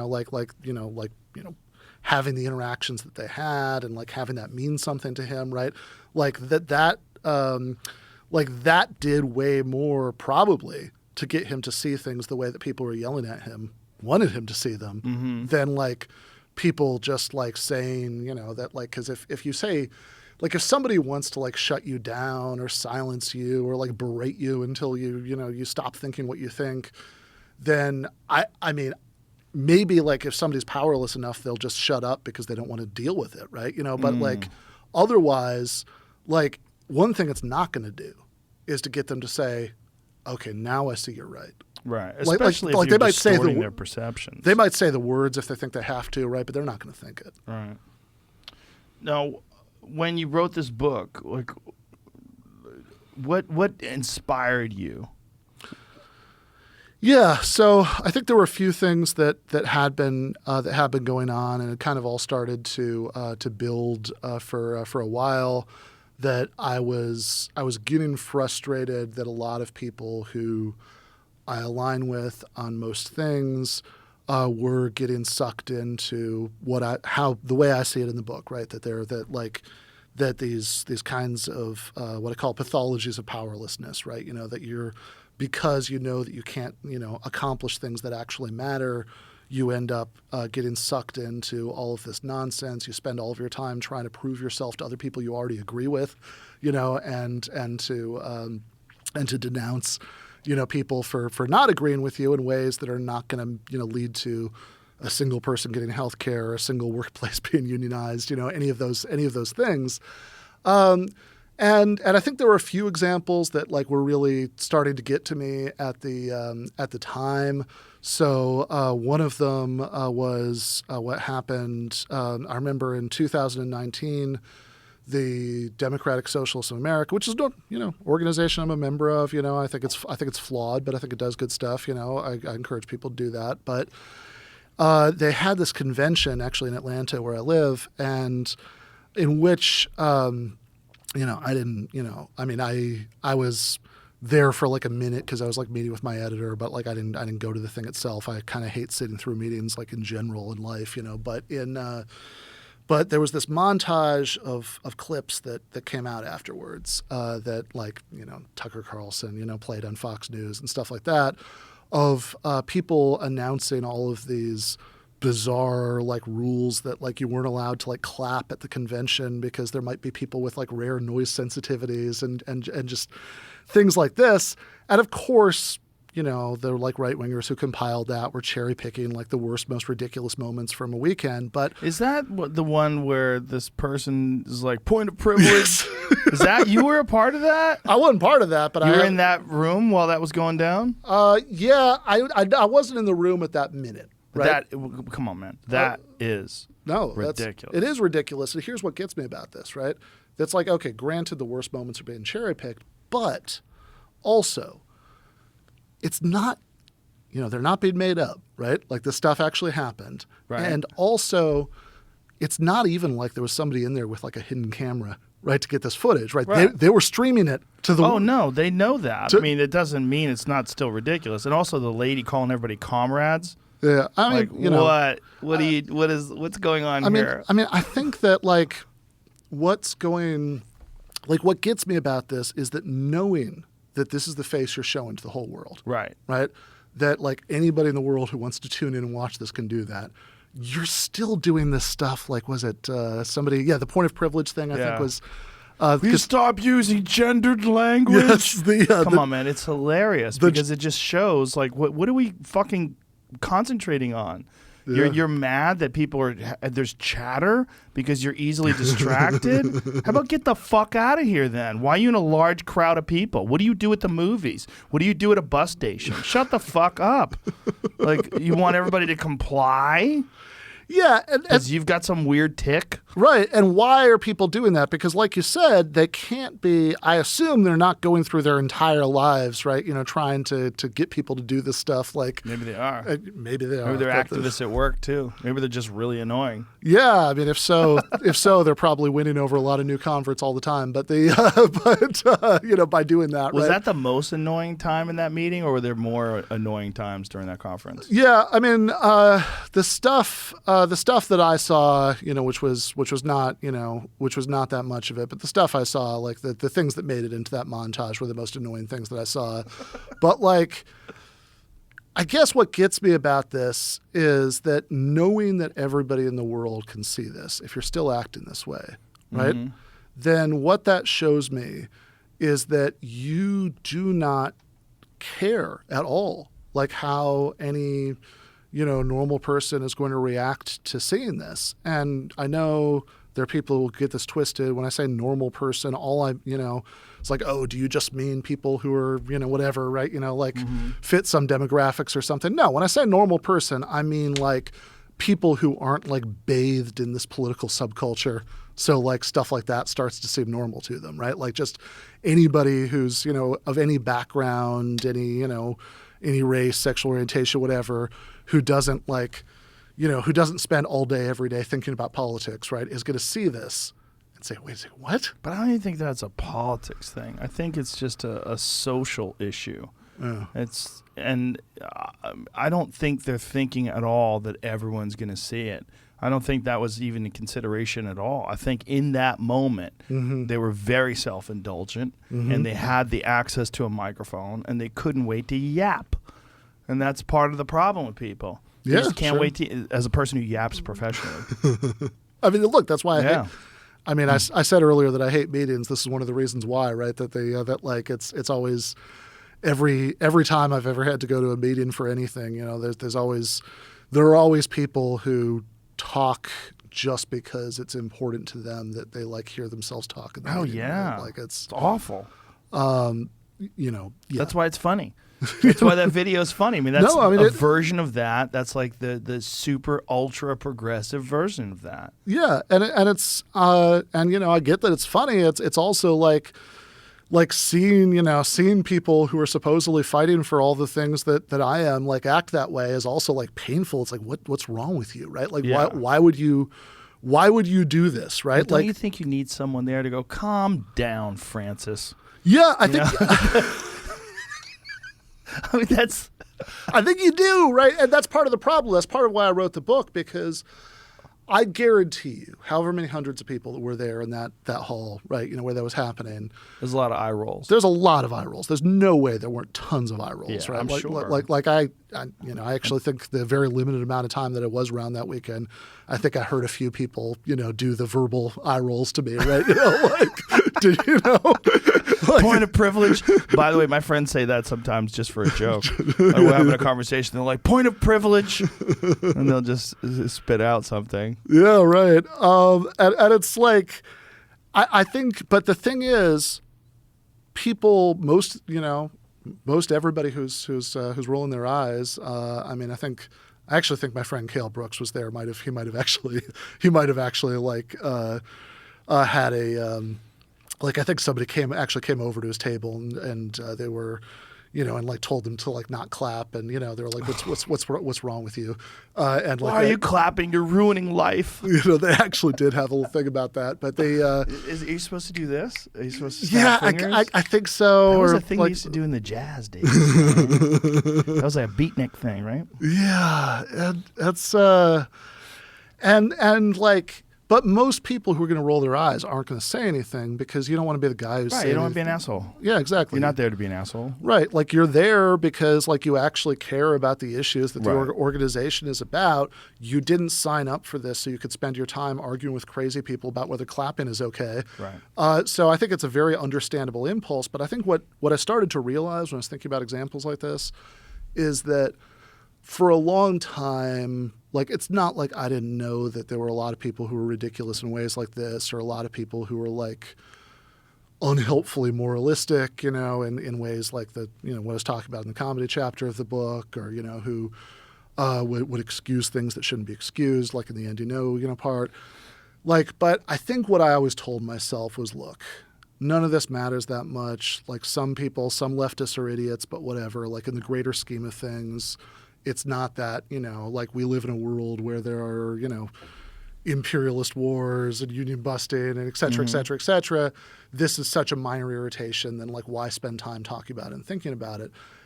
But then at a certain point, my perspective started to change, because I actually think that the fact that there are all of those other issues that are more important is a reason to try to get people to stop acting like this. Because if you actually care about doing something about those bigger issues, then if you look to like any like just, working class onlooker, who you might be trying to, who like ideally you'd want to reach out to, right? Right. If you look like this lunatic who's like getting mad at people because they're clapping instead of doing whatever they're supposed to do with their fingers, then they're not going to have anything to do with you, and who can blame them? You got to weed out the freaks. Yeah, it's like some people just they can't see the forest for the trees, right? Yeah. They're concentrated on this one thing when what you're trying to accomplish is this more inclusive view of socialism and how socialism could fit into our modern culture. And instead, they want you to not clap or not talk. Or no, please watch your idle chatter and the noise you make. I'm easily distracted. Like, oh my God. Yeah. Self-indulgence. It's like it's a real problem with any group.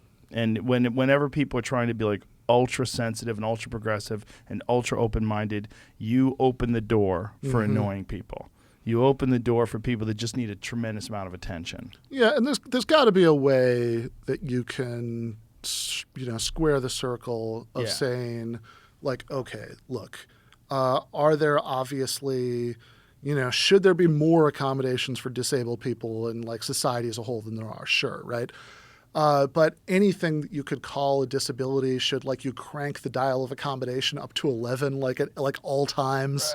Right. No, right? Like should you care about like not discriminating against trans people? Absolutely yes. Does that mean that like you need to be constantly on guard for like anything that somebody says in a comedy set that could be like interpreted if you look at it in just the right light? No, right? And I think that if you think especially that the things that should be the biggest priorities are about the actual distribution of material resources, who has health care, how much inequality do we have, how's like have we like built up the labor movement, all of these things, and trying to get the United States to not have this like kind of imperial world policeman, foreign policy, which by the way, as we've been like in these, we were talking about earlier, right, in these last weeks, while people have been, freaking out about, whatever's going on in the news about, things that Joe Rogan said 15 years ago, or about what Whoopi Goldberg said on The View or whatever, like, we're about to go to war. Yeah, exactly, right? Like, this is, however slim the chance, like the fact that there's the standoff with Russia, that like that has the potential, if that happened, right? I mean, that would be an absolute like human catastrophe, right? Even if it stayed conventional, that would be like that would be ridiculous.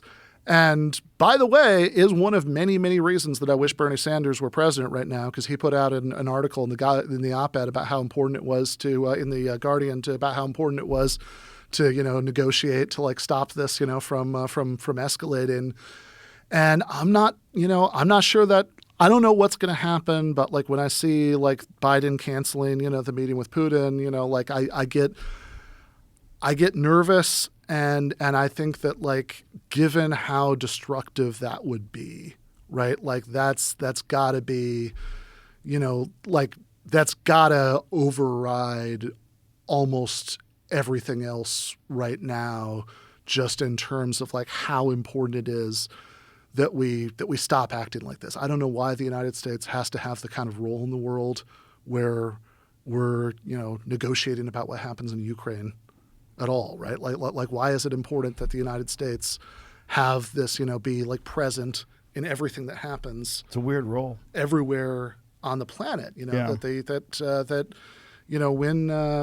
United States invaded Panama, I think that was totally unjustified. But like Gorbachev, wasn't like involving himself, in that, right? Because the Soviet Union didn't have that role in the world. And I'd rather that we didn't either. I'd rather that like instead of having like however many hundreds of military bases the United States has all over the entire, like every part of the world right now, and constantly fighting these like low-level drone wars that like most Americans have like forgotten that they're even happening, in distant countries. Like, I think that if we redirected the kinds of resources that we spend on having this role in the world to taking care of people's material needs in ways that, it wouldn't fund all of it, but it would do a lot. It would do a lot. Well, listen, man, I really enjoyed our conversation. Thank you for doing this. It was a lot of fun. Yeah, thank you so much for having me. My pleasure. Thank you for the Buffalo Trace. That's awesome. Enjoy the whiskey, and tell everybody where they can find you on social media and where they can get your stuff. Sure. So I have a show called Give Them an Argument, which you can find on YouTube and all the usual podcast places. I write for Jacobin Magazine. You can find me there. And as far as all the links to everything in this book and other books and everything else, just go to benburgis.com. That's probably the easiest way to find everything. Social media as well. It's on there. Yep. Social media, Twitter's at Ben Burgis, but all the links are on there. All right. Thanks, Brent. All right. Thank you so much, Jim. My pleasure. All right. Bye, everybody.